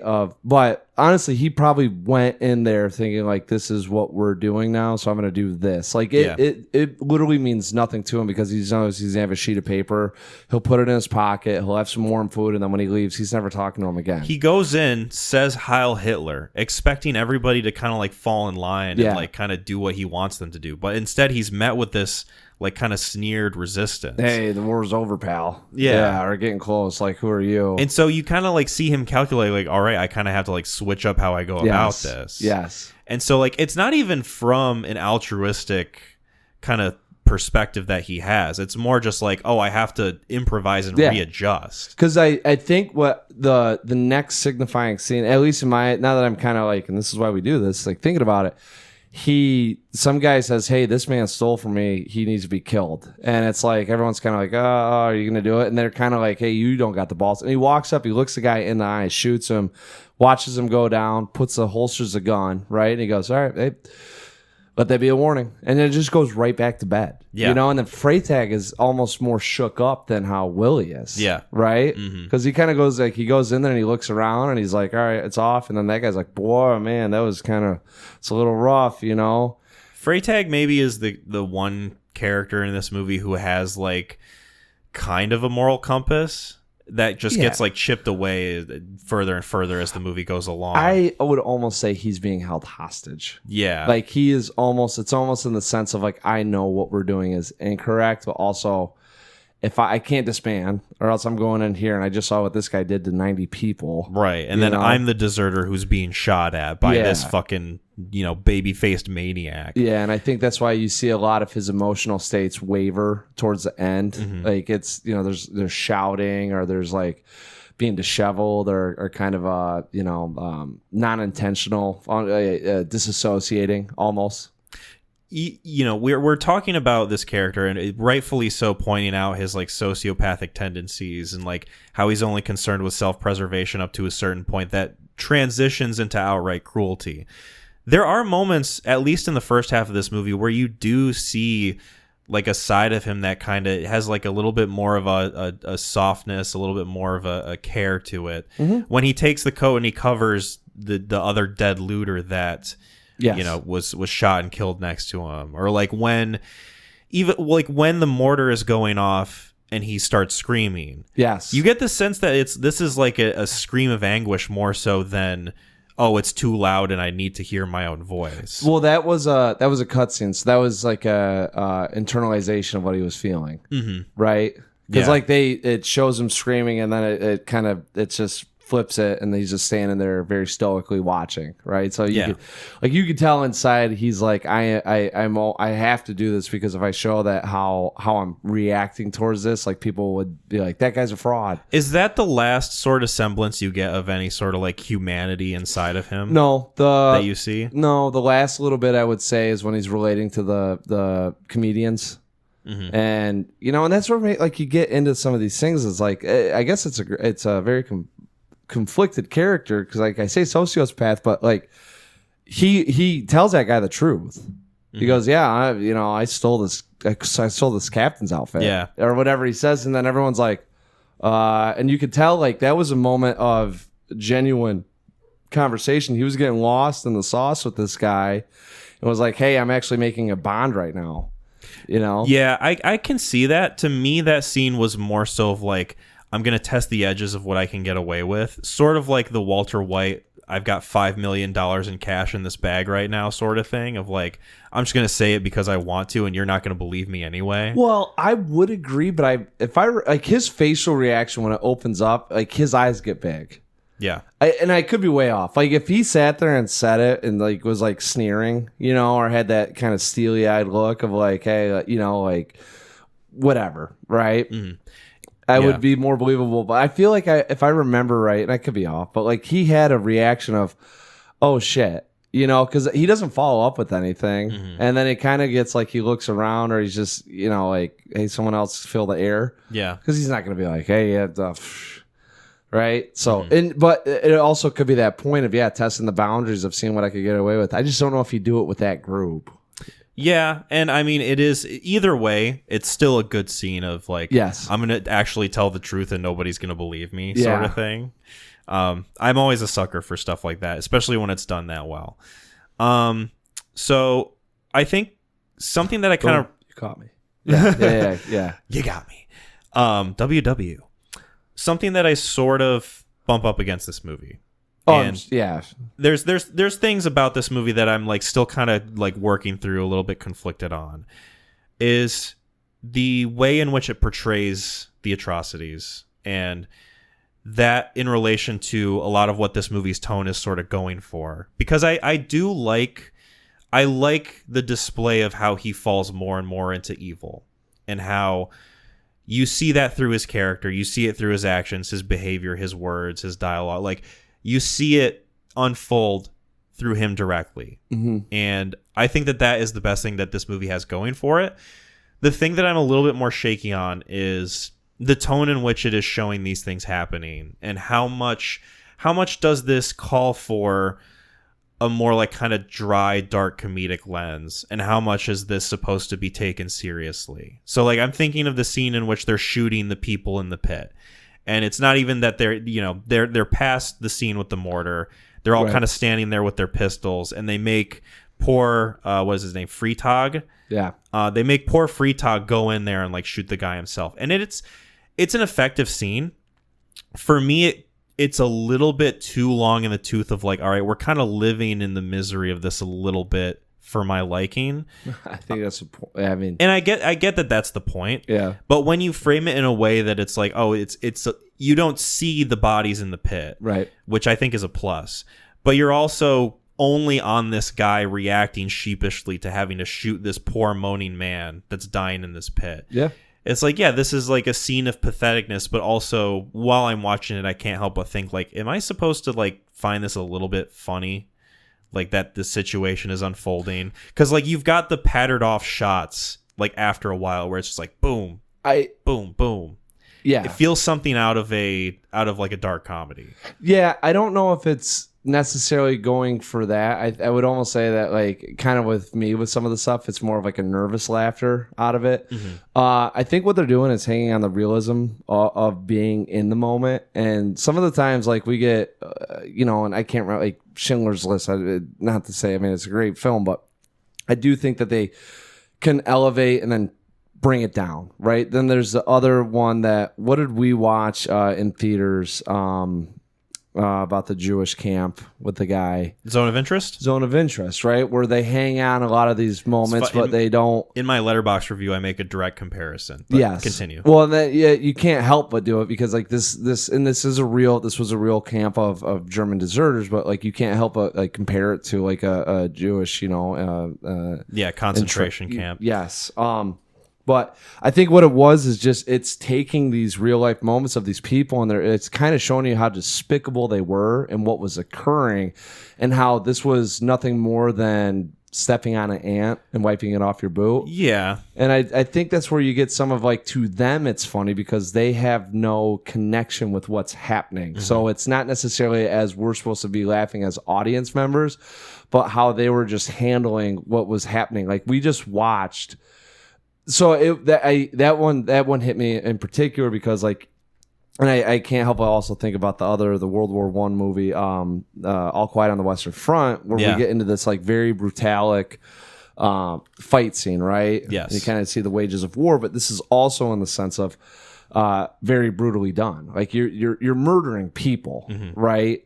And I can't help but feel that this is they're holding on to these moments. And I think it's supposed to be more out of disgust and anguish, and it's supposed to feel uncomfortable because I definitely felt uncomfortable. 100%. And I absolutely appreciate the movie going for that swing. Yeah. I think if it didn't even like try to touch on that, this would be a lukewarm film. Yes. I think for me, where my issue lies is more so just like the kind of Killers of the Flower Moon of it, where I've been seeing a lot of this throughout this film, and how much more do I need to experience before I get the general gist of it already? Yeah. And I can't help but think of a movie like Zone of Interest, where you've got these... The only indications of what's happening is very indirect. You don't see anything happening. You don't see people dying. You're just like hearing it and kind of experiencing the environment as it's going on. Right. And like you get a sense of it audibly. And I think that's a really effective way of going about that like we've seen in movies in a long time. And it's kind of unfair to this movie because this came out like a while before it, 2017, right? Yeah. Zone of Interest was 2023. I also can't help but think of a movie like Come and See, where someone could easily watch this movie and think, oh, that movie is just misery porn. It's just people being like absolutely bombarded with like trauma over and over again. Where I appreciate that movie is it feels like there's a sense of buildup. There's a sense of something that feels like it's going to crescendo into this like kind of surreal, traumatic, like awful thing. And with this movie, I do appreciate the banality of it. We talk about the banality of evil sometimes and how it's able to exist because people just don't care or don't want to do more than what they're capable of, at least perceived. Piper just jump scared the shit out of me. I do think that after a while, for me, it gets a little repetitive and stale. Especially when it gets to the point where like the whole camp is being bombed by British airstrikes and like everybody just explodes like they're in a Boys episode. So like I guess I hold on to it a little bit more is like I read up on Willie Harold on Wiki, and I read it. Did you read up on him at all? I didn't get the chance to. No, these events all occurred. I believe it.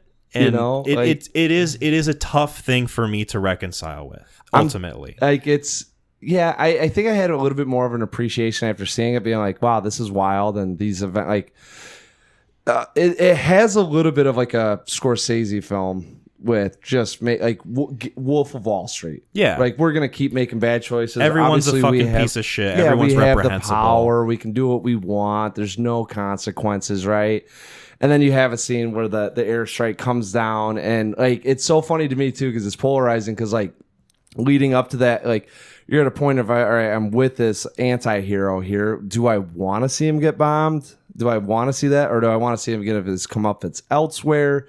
You know, and I think I don't have as much of a fault with it. Like if they had done that and you know, you read up on it and that airstrike doesn't happen and they use it as a plot device, right, to get him out of this camp and onto the next. I'd have more of a gripe with it, but I think it's more of the events, you know, unfolding and actually happening that it sparks my curiosity even more about it. And you know, I don't have too much of a gripe with it because that camp scene's like the second act of it all, right? Like I think it's probably a good 40-minute chunk, but like it's not. To me, it's not overt or over the top. Like they only do 3 groups, right? And you're going to see all 3 groups go down. And I think also too, there might be a chance, like if and I'm not going to rewatch this thing, but like if you did, you might actually see his emotional state change by the time he gets to the 3rd group, as you're starting to see that mask starting to cover his face more and more and more. You know, I 100% get that perspective. Yeah, and I don't want to make it sound like I don't appreciate the swings that this movie's going for. Do you? Because there's people are listening. They could say, all right, I see that, or I see your side. I think for me, it's more justifiable if I get the satisfaction of seeing his comeuppance. Because you just, and I don't want to make myself sound bloodthirsty, but you get this sense that like all this awful shit is happening largely in part because of him. He grows more and more kind of apathetic to the evil that he's enacting throughout the movie. Yeah. And he gets to a point where like he's basically like a cult leader. He's like doing these despicable things. He has a traveling court on his fucking car. Yeah. And is like going through like doing all these terrible things. Yeah. And then just to have the end of the movie just with a text saying that he was executed, I feel like would have made the moments in this movie that I have some issues with more justifiable if I get to see the result of that. If I get to see the end product of that. And especially if this movie is so adherent to what happened in real life, then have it be I almost... It did. I mean, he got like, they let it... I have my 2 cents on it. Yes. Yeah. But that's pretty much it for it. That's where a lot of the sort of hiccups lie for me. It's like I want, and maybe it's just this idea of like wanting a satisfying ending in a world in which satisfying endings don't exist. Good. I mean, but when you have the last shot of the movie be like him in a field of skeletons being apathetic towards what bloodshed he's wrought and like walking into the forest unemotional, I need a little bit more after that. I need something to kind of cap it off. I took this as, and like I said, I didn't realize this was a true story.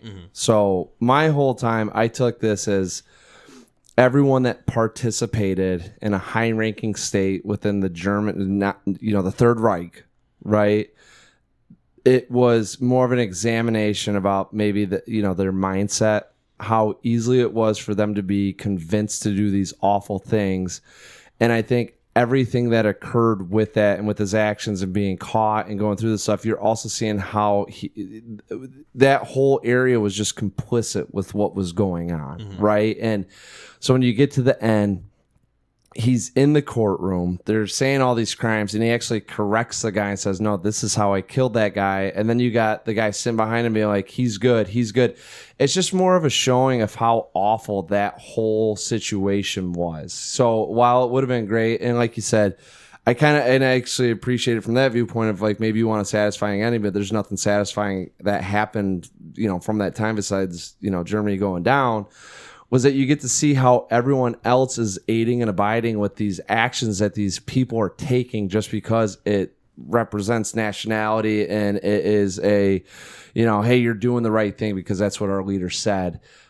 So from a lens of just like this could be any human being, it was kind of like, this is wild, but also like it fits right in with there's really no moral code that anyone follows. Like I really like too that they hammer home the sense of looters, deserters, rapists. You're all gonna be killed, right? Like everywhere you go, that's what it is. That's what it is. That's your punishment. If you do that, it's irreprehensible. Like you're gonna be destroyed.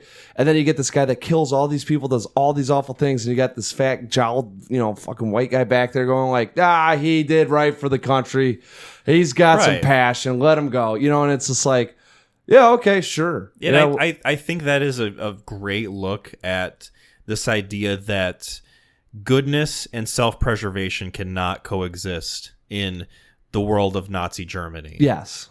Because you have the idea that that you've got these deserters, they're like looked at as not war criminals, but prisoners. They're abandoning their country. But you also have this idea of you've got civilians at the time who may or may not be aware of the atrocities going on, but sometimes they can't do anything and they just won't, because if they do, there's going to be lethal consequences for them. Yeah. That's why you had a lot of people who, when the Jewish people were hiding out in homes, a lot of people would turn them in, because what's going to happen to me if I don't point them out, know?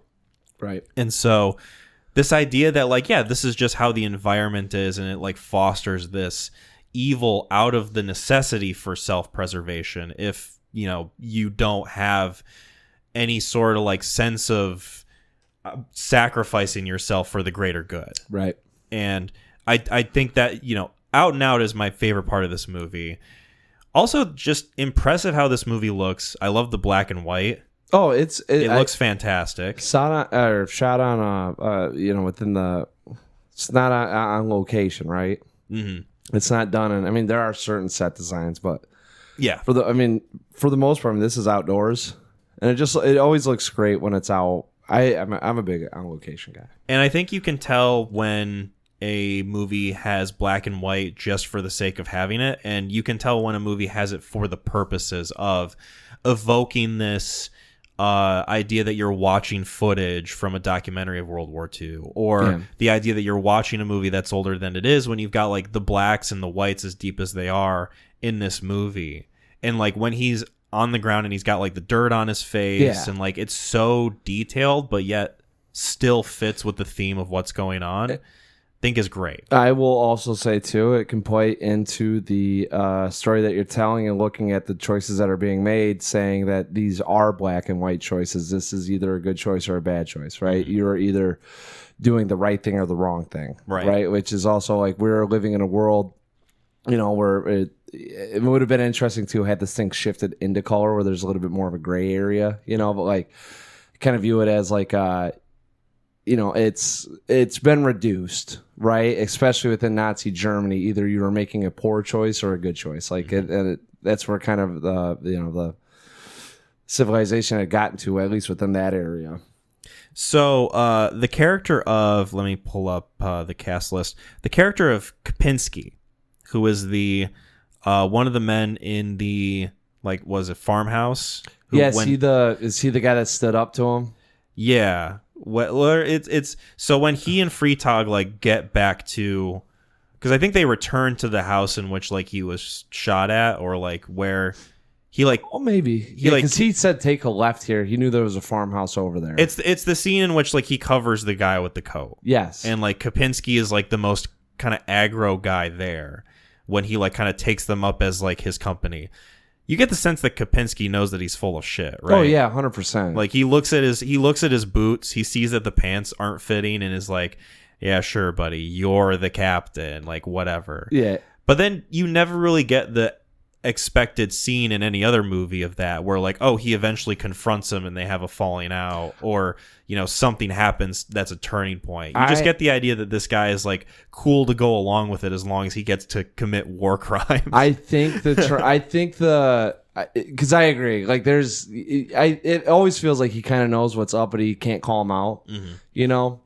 Because he does the whole thing with the papers, and he kind of challenges him on the papers, and and then Willie fires back. I think the scene in which you get the relationship has been destroyed is after the music scene, when they go outside and he's in a fight, and he keeps really hammering El Clermont, or whatever he keeps saying. He's really throwing it at him, where it's he's drunk, being oh, because you're the captain, I have to do what you're telling me. All right, sure. It was a very much of a revelation of, I know you're, that you're a fraud. Yeah. Right. And I think that's ultimately too why he ends up shooting him once they get into the court, when he's the traveling court marshal, is because he's finally tired of his charade. He knows what's going on. It's only a matter of time, right? And he took the girl that he was looking at, and he's fine. He has to show in his last act, hey, I finally assumed this full responsibility, because he was using that guy too to collect numbers. That guy, they were both servicing each other, right? It was, hey, I know you're not the captain. I need a home, though, because I am a deserter, essentially, right? Yeah. We've been here raping these people. We're stealing their food. We're using their house, right? The captain's looking at it going, I need more people under my command, because if I'm only walking around with 2 people, probably looks like I'm a fraud. Questions are going to be asked. Yeah, so that's why he's always, I kept, that's where, the traveling band at the beginning was really cracking me up, because, anyone he came around, it was yeah, you're with us, And he's got the car, and then he gets the artillery machine, and he goes from 1 dude to 8 dudes, and they're coming across, and then he assumes another of the military police or whatever. But I definitely think that bar scene, and I unfortunately don't remember all of the dialogue, but I definitely got out of that after he got in that fight. He had seen enough war, right? And that was him projecting. I'm gonna go out, I'm gonna get into a fight. I can't stand what I've been seeing. And then the captain showed up, and that was his final act of, I know what's going on, and now that we're here, I don't need you anymore. Yeah. Right. And then the bombing happens, and he has to assume the role, so they all go back into that identity. But yeah, I definitely think that he knew what was up. He just kind of, yeah, hey, scratch my back, I scratch yours. Right. Just don't tell me what to do. Excused it long enough. As long as this dog on a leash doesn't bite me, then it's useful. But I mean, both ways though, because he's not a captain, right? And at some point, if that guy would have just said, "Hey, check his papers," he's not a captain. He's not a captain, but I mean, towards the end of the movie, he ostensibly just becomes a captain. No, that's why the military police he gets arrested. His papers. I know, but my point is that he doesn't act any different than I think any other evil Nazi captain would act. Yes, and I ultimately think that's why he committed the act of killing that guy. Mm-hmm. He had finally said, when he made that, that's my girl, that's your girl. Yeah, and I've reached it, buddy. I'm there. Yeah. Yeah, and then he glossed off. That was his act of hey, I've gotten to the point now where it's not just killing people I don't know, it's killing people that are with me. Because I'm sure that's what happened. Yeah. I've got to show my cock, and I'm gonna lay it down on the table and remind everybody who's in charge. Yeah, and that's and yeah. Mm-hmm. Yeah, no, the effects were good. I like the score. Score was okay. It is a little bit under. It's not as haunting or chilling as I'd like it to be. Yeah, it doesn't feel like it has too much of a presence. I think a lot of this movie, the scenes of dialogue, sort of speak for themselves. Yes. So you don't need as much of like a score as something like All Quiet on the Western Front or something like that, or like even Come and See. But you know, it's effective in the scenes that it's in. It's just not super memorable or anything like that. Performances, pretty great. Yeah. I don't think there was one that distracted me. I liked who was the bigger guy that was sort of the Felter. Yeah, he was like, he had like kind of the bulging eyes and you know, had like kind of the hot dog Biff. lips. Yeah, he was Biff. Yeah, he did look like Biff. Yeah, like as soon as he popped up. Because the other interesting part is when what also I really liked is so the guy that's shooting him in the beginning picks him up in the car. Mm-hmm. Yeah, he has that like, oh fuck, and that guy goes, I've seen your face before. And my curiosity with it is the guy says, I recognize faces from everywhere. So you have to think he knows him. Mm-hmm. And there's a scene where when they're out there and he's like, this is a new captain. And Biff is sitting there and he's kind of grilling him a little bit, like wanting to see it. Those two guys walk away. They have a conversation. Then they come back. And it's like, hey, totally accepted. And I also took that as a way of passing responsibility along. Yeah. And what I'm sure happened of, well, we want these people dead. We don't want to do it. This guy's the captain. He can do it. Yeah. So guess what happens when they get... I didn't know. You know, and that guy's sitting there with at the very end in the courtroom with the lawyer watching this unfold too. And you have to think that that's essentially like how it happened. You know, if Hitler gets caught, he's not assuming charge because he didn't kill him, even though he gave the orders, right? And I know what happened with him. I was just following orders, sir. Yeah, and that's you eventually... can't execute me. Yeah, and I think that was that representation of it because I really like at the end where he kind of gets this bravado of, oh, they know I'm, you know, and the guy goes, so I'm Poland, you remember my face? And the guy's like, no, don't remember you, and like walks off. Yeah, right. Like he's sitting there and you could tell he fucking knows, and then all of a sudden he's like, I got him doing my dirty work, right? Yeah. I wish they played a little bit more into that with some of the consequences that ultimately could have happened because that felt like that was a little bit of a drop storyline with some of the like I say antagonist, but someone playing, you know, against the part of what Willie had going on. Well, it's a good dichotomy of like nobody wants to assume responsibility for the horrible things that are happening, and yet one way or another, everybody assumes responsibility in some way, whether they get killed in the process, like the guy who just like he like starts approaching him and he just gets blown up by a plane. Yeah. Or you know, the guy who kind of, you know, Kapinski, who knew more or less that he wasn't a captain, but then like still went along with it anyway, ends up getting killed. Self-preservation. Willie Harold eventually gets executed. Like all these people do eventually suffer some form of consequence. Yes. And it catches up to them, even though like all of them kind of want to believe they can wash their hands of it. They want to believe that they're the ones who can get away and like do whatever it is they want to do.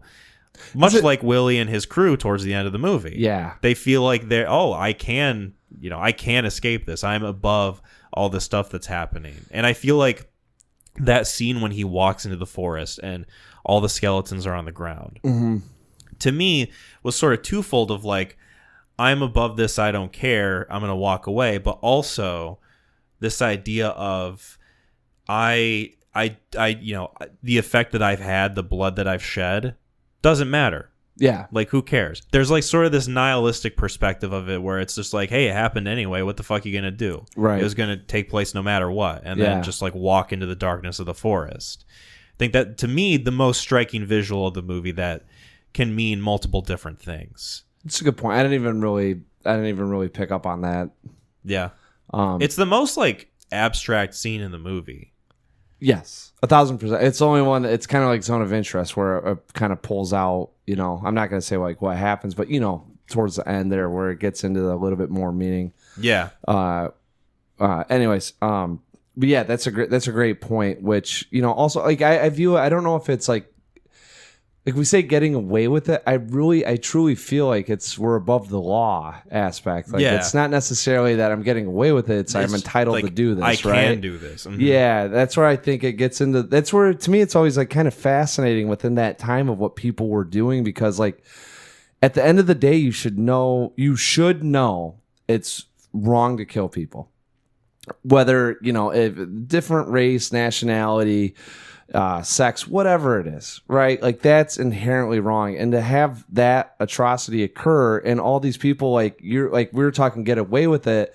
If you flip it into the mindset of, oh, I can do this because I'm above it, like that's a different kind of psychological status, right? And I think that's probably why we're talking about him being like a character study of a sociopath here.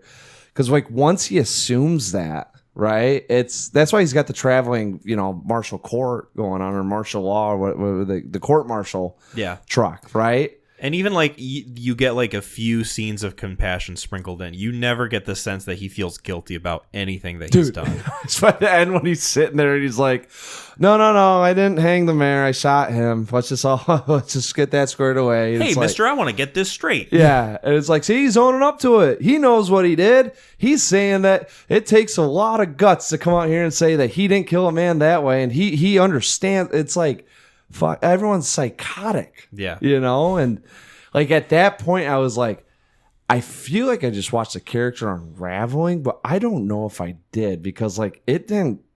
There weren't points where you're like, man, like in Good Time, or you could tell it's like, it like gets out of his control. Yeah, where this one, it's not even like he's just like diving deeper and deeper into this false identity. American Psycho is what I keep thinking of with it. Mm-hmm. This veil across your emotional state, your conscious, right? Like this whole, I have to assume this other identity, and it's slowly consuming who I really am or what I really feel. And the idea that like the inverse of that being the mask that I'm wearing is who I am. The mask of the captain is essentially like the person that was deep down there all along. It just needed the excuses to be unlocked. Yes, exactly. Which is why sociopaths are conflicting, because it's all about what can I do? What's going to get me to the next step, right? Mm-hmm. Machiavellian. Yeah. All at the age of 21. Dude, like I said, I probably shouldn't have laughed, and I didn't laugh at the horrible parts. There were some like funny parts of me where I was like, this is psychotic. When I saw that he was 21, I started laughing again. I was like, I feel like I just like, I'm trying to think of like there was a comedy one time where, it's like he did all this shit. He did whatever, right? And he goes, and then he died at the age of 19, and it's supposed to be like done for comedic effect. Yeah. Right? Like you're like, oh my God, and I saw that. I was like, that's when I was like, who is this guy? What did I just watch? And then sure as shit, like 21. He killed, dude. They said they think he killed 194 people. Insane. Yeah. Do you know what I was doing when I was 21? I was crying in the Taco Bell parking lot because I was finishing my bibliography for one of my college classes on my phone. Yeah. Oh, no. I don't think I would have thrived in World War II. I will just say that right now. No, you would have. Well, you say that, dude. I'm always... One of the things, like, you really want to get to know someone, if you had a time machine, just throw him back into Nazi Germany and be like, hey, this guy, he's good, and just see what they do. Do they go by and they look around, they're like, I'm following orders, or this is wrong. This is wrong. We shouldn't do this. Yeah. Like that's maybe not fair too, because I really like the quote self-preservation, because that is essentially, as soon as you get into that, that scenario where it's like kill or be killed, like your humanistic element, your mind isn't going to be like, hey, we're not doing this, let's make a moral call. Right? It's the same thing like when you're drowning, that's why they say it's you're fighting for air. Mm-hmm. Like it's your internal element going off saying I gotta live. And that's why there's a lot of movies out there that really show you what that means. Was there anything else we wanted to touch on with Der Hauptmann, a.k.a. the captain? I want to quickly point out at least Robert Schwenke's filmography, because I think it's kind of funny. Okay. He, directed a few kind of smaller films in like the early 2000s. His first notable movie is The Time Traveler's Wife, which I have not seen. No, that is Eric Bana? Let me see. And yes, Eric Bana and Rachel McAdams. Yes. Based on a book, I believe. I think so. His next film was Red, the like Bruce Willis, I think Morgan Freeman, old person is this guy? What? Movie. I want to keep going because this is an insane filmography. After Red, in 2013, he does R.I.P.D., the Jeff Bridges, Ryan Reynolds like cop movie about the afterlife. Oh, I know what RIPD. At one point, I saw that was like the #1 streaming movie on Netflix, or it might have been Peacock. His next movie was the Divergent series Insurgent, and then a year later, the Divergent series Allegiant, Those which I are your actually movies. saw in theater. Nope. I only saw Allegiant in theaters because my cousin was in town and wanted to see it, and You then don't the get movie was excuses, dude. so bad. You went and paid money. We don't need to. The next movie was The Moonfall. Captain. Moonstruck? What the hell was that movie that I was so mad at you about that I watched? Hey, listen, I didn't force you to spend $37 or whatever. Oh, it I'm was just that going to you have a great spent. time at the movie theater watching this asinine movie. Hey, you say that now. You might get more mad at me later. I have a recommendation. After The Captain, which is probably his best movie, he does Snake Eyes, the G.I. Joe spinoff that came out in 2021. Oh. Something called Seneca on the Creation of Earthquakes, which is a historical drama dark comedy with John Malkovich. Never fucking heard of this movie. Okay. And then Control in 2025, which is an upcoming action film starring James McAvoy and Julianne Moore. This guy's got a wacky list of films under his belt. Hearing you talk about that, though, is why I think the tone is a little shifted in this. Yeah. In The Captain. 'Cause Perhaps. I think it's got tonal issues with what it's kind of going for, which makes it a little... To me, it was confusing. I'm not going to lie. Yeah. Just in the terms of like, how am I supposed to be feeling about all these things happening? And if I take it at a baseline level and just say, all right, he's not impacting me one way or another. He just wants me to be with, like, obviously you see it from the German perspective and how they're approaching this. But also it's like, you know, I'm not going to be on that side, so I don't know. I think watching it within the framework of a character study is maybe the more accurate way of going about it, because if you don't see it as that, then what else is there to kind of like latch onto with this film? Right. Like what is an identifier that you can like hold on to and be like, oh, this is this type of movie. Yes. I'm supposed to take this away from it. And some movies, I feel like maybe you're not supposed to take anything away from them at all. Maybe just like the fact that these atrocities took place is the lesson that this thing happened. Yeah. But I feel like you also have examples of movies where that it's touched on in a way that's more engaging and has more of a purpose in that way than this movie does. I could, a deeper sense of meaning about what we're discussing here. Yeah, or just like our artistic vision.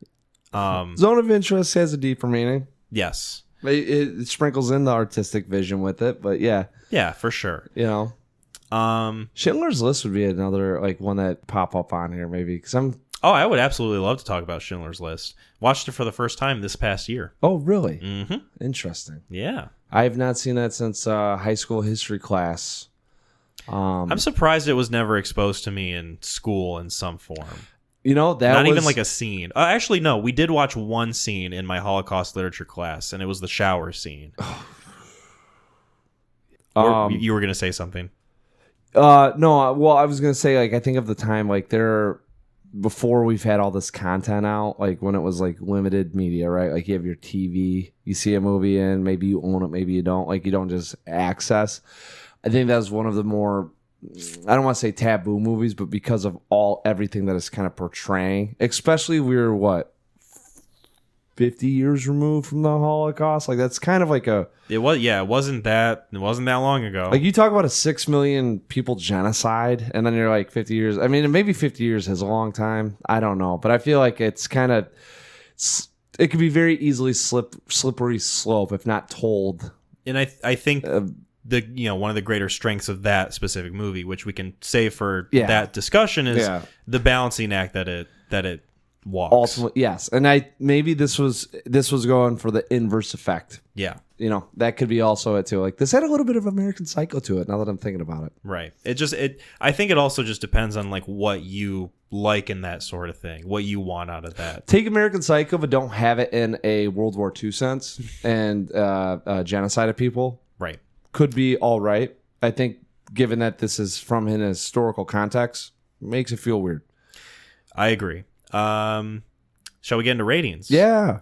So this is a film that I was never bored watching, so that's a plus I can give it. It's great to look at visually. I like the performances a lot. I like how, despite a lot of there's like a ton of like extras and like a lot of people coming and going in this movie. I like that it's a tighter knit cast. Mm-hmm. You're on this guy for the whole time. And when you look at it from the lens of a character study, it really does work and is a very fascinating portrayal of self-preservation fostering evil. Yep. And some of my shakeups, a little bit more so to do with like some of the repetitive nature of the atrocities portrayed.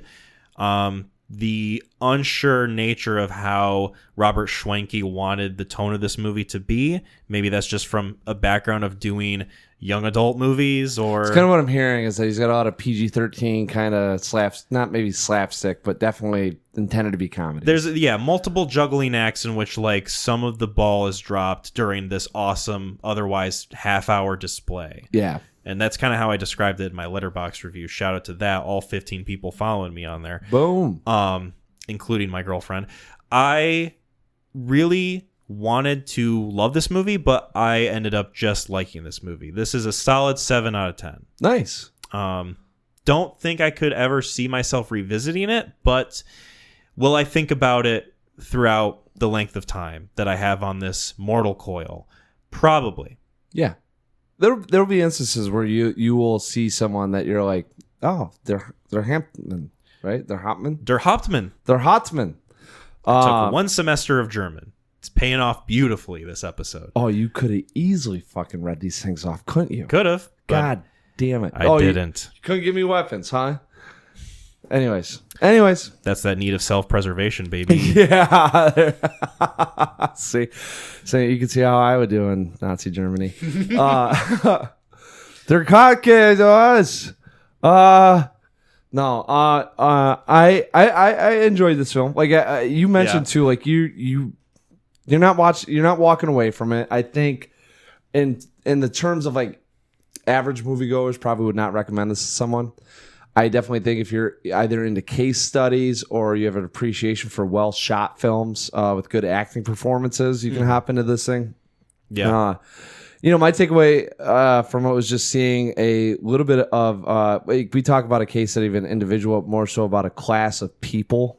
It really is fascinating to think about while we are following young Willie, he was not the only one acting like this, right? Like, and maybe this is one of the more infamous stories. I'm not really sure.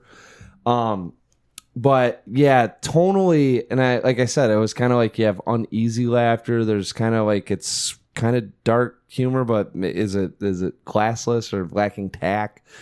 Would pop up here and there, but ultimately, and at the end of the day, I mean, like I had to look this guy up. I'm probably not going to forget Willie Harold. There's probably going to be references that I'll have about the Hartman. And yeah, I as a film as a whole, I did enjoy it. I have an 8 out of 10. I'm gonna leave it as 8 out of 10. I thought that it was a fine film, one that I'll probably think about. Yeah, it's a good score. I do have a little bit more, probably closer to 7. Yeah, we've talked a little bit about this. I got my feelings out there. Yeah, 100%. Good discussion, I think. Yeah.